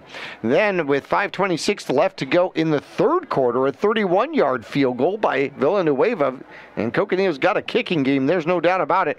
It was 17-9, and then it started to fall apart. 8:56 left to go, a 14-yard quarterback keeper by French, who just wore down the Mingus Marauders defense. Villanueva had the extra point, and it was 24-9, and the quick stand started to get thick. 5 minutes left to go, fourth quarter, a 31-yard breakaway by French. Ouch! And the extra point by Villanueva, and it was 31-9, and then 2:37 left to go in the game, a 1-yard dive by Mickelson, with Villanueva adding the extra point, and 38-9 the score here for the final. So, I mean, it really came down at the end of the third quarter. Mingus was still in this, down by still one score, by a score of 17-8, and then Coconino just, it was like they continued to go at 65 miles an hour, and Mingus just couldn't keep pace with it. Yeah, and the Marauders really needed the break, right? And we never got it because both offenses were very efficient tonight. But yeah, the Marauders, if they could have gotten maybe a big breakout pass right downfield and/or a scamper run, I think the longest play of the entire game was Bridger's 30-yard run to the end zone. So, and that's coming after he had already got in, and Coco had some big momentum going their way. So, no, you're right. It was a great game for 3 quarters. Coconino started out the fourth quarter hot. Man, I don't know. Coach Cook over there said, hey, we've got to get cooking. If we're going to win and be competitive in region and try to get into playoffs, you've got to be a great road team. And this was a good start for the Panthers, a good way to end this game tonight, obviously with a spectacular fourth quarter for them. I think the difference in the game was the Coconino defense, quite honestly, because when Mingus's offense started to stall out and they were starting to get stops where Mingus's defense wasn't able to get the stops, that's where the tide changed. Yep. And then once that ball started rolling downhill, there was no stopping it, unfortunately. We're going to take a break. When we come back, we're going to look at individual stats, and then we're going to talk about the rest of the season. 2 more games in regular season for the Mingus Marauders, who are now at 500 at 4-4 and 1-2 in the Grand Canyon region. We will return to Mingus Union High School after this.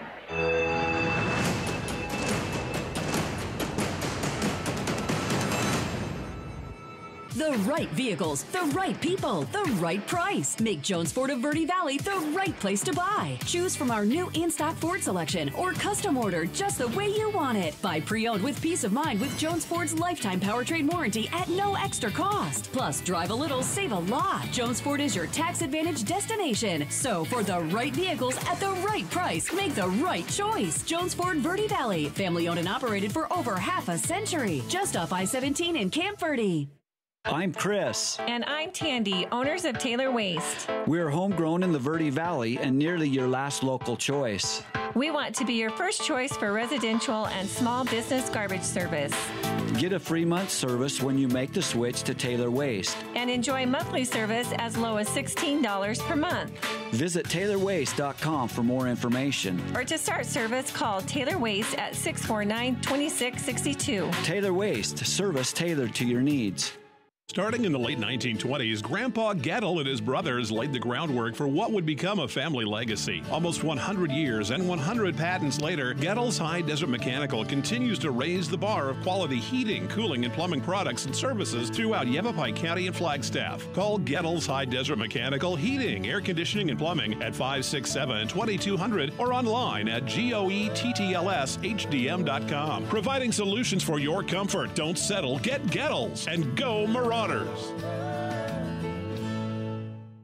Call Rick or Scott Stokes at Sun Country Custom Woodworks about cabinets for every purpose and every budget. Sun Country Custom Woodworks can custom build cabinets for your dream kitchen or bath, adding tremendous value to your home. Organize the garage and store stuff right with a call to Sun Country. And ask about money-saving options, including modular cabinet choices. You know, your cabinets may not be from this century. For ideas, start at suncountrywoodworks.com. Choose the region's most comprehensive heart program.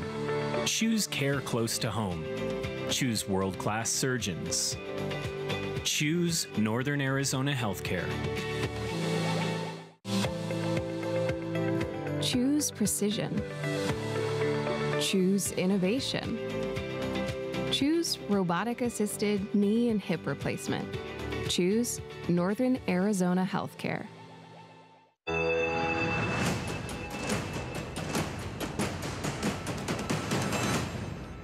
And back here at Mingus Union High School, home of the Marauders, they fall to Coconino by a score of 38-9. People that will look at that score, Nick, they're just not going to actually feel the story of the game because it was not actually that kind of a game. It was very close for most of the game. Yeah, well said. It was a dogfight, which is the description I use for a back-and-forth game. And for 3 quarters, it was really anybody's game. Whoever was going to catch the breaks. And by the 4th quarter, Coconino able to just turn it up and get it done.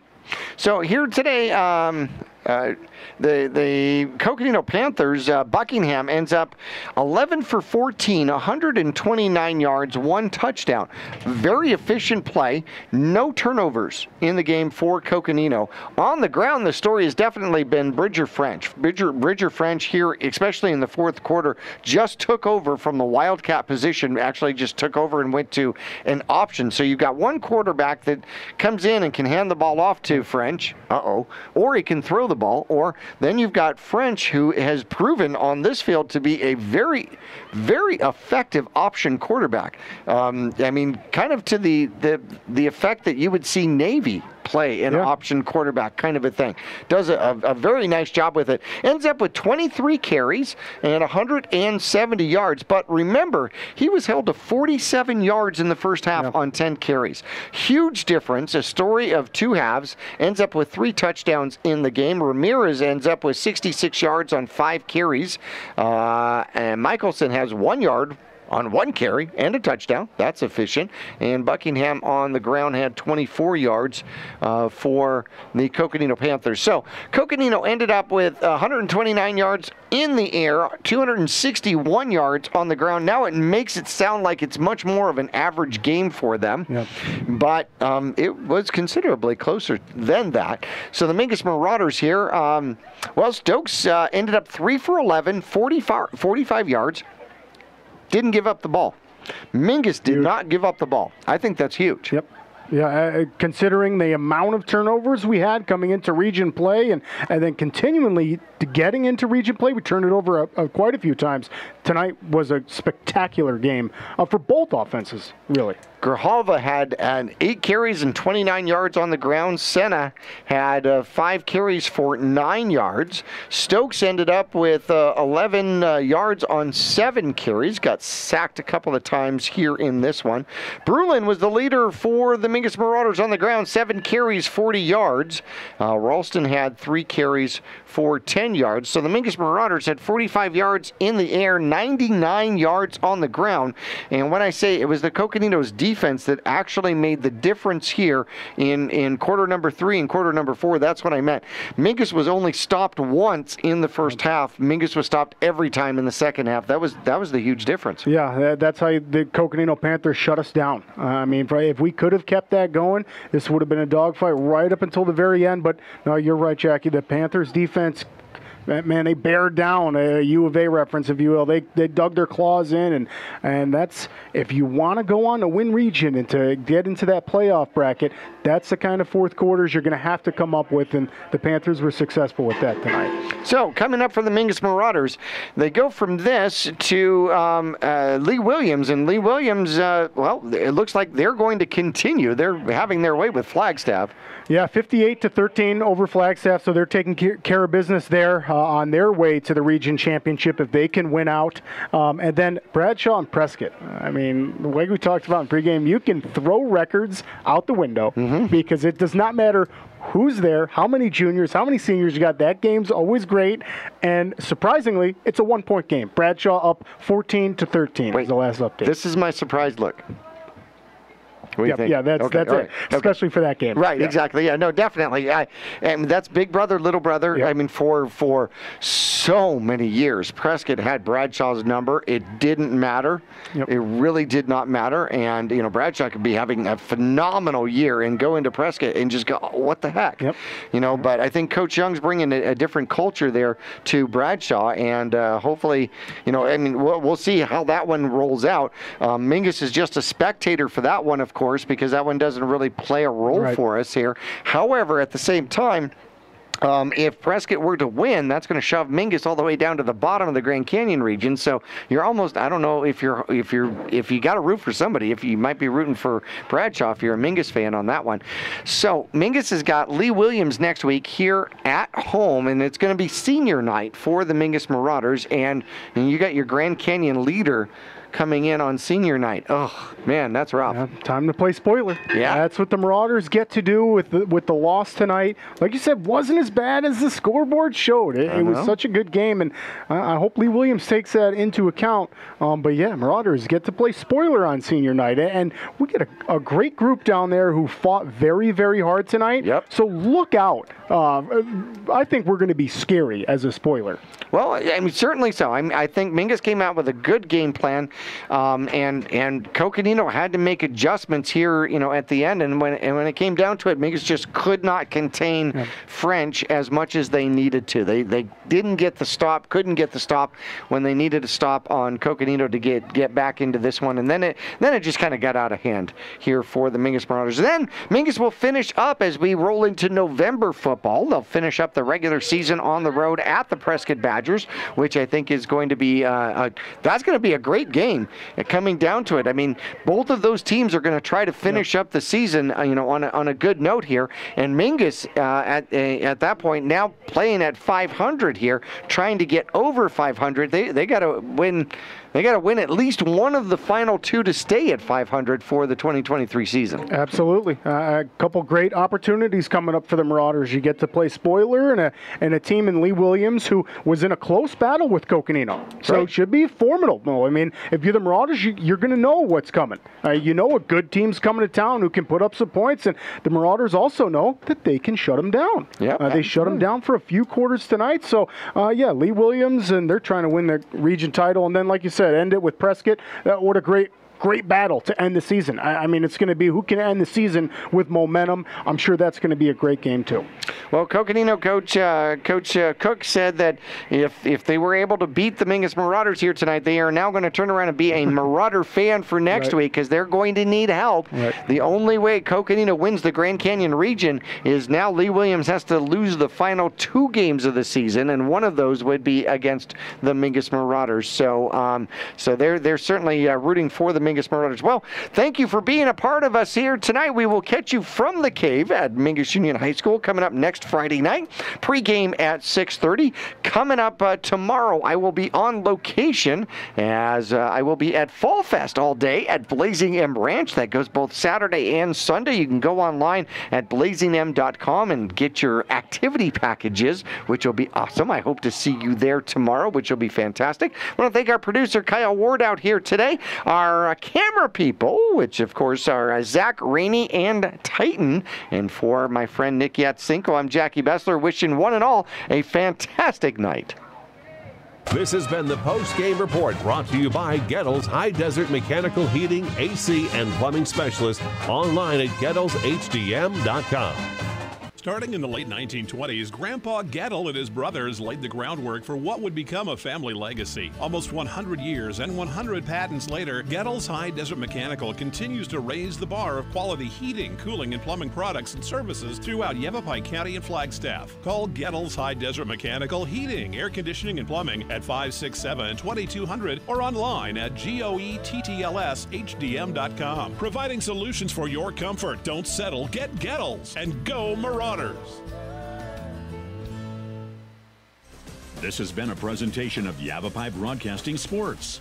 Any rebroadcast or use of this broadcast without written permission from Mingus Union High School or Yavapai Broadcasting is expressly prohibited. Tonight's Mingus Marauder game has been sponsored in part by Jones Ford Verde Valley, Arizona's best since 1970. State Farm Insurance Agent Jennifer Griffin. Like a good neighbor, State Farm is there.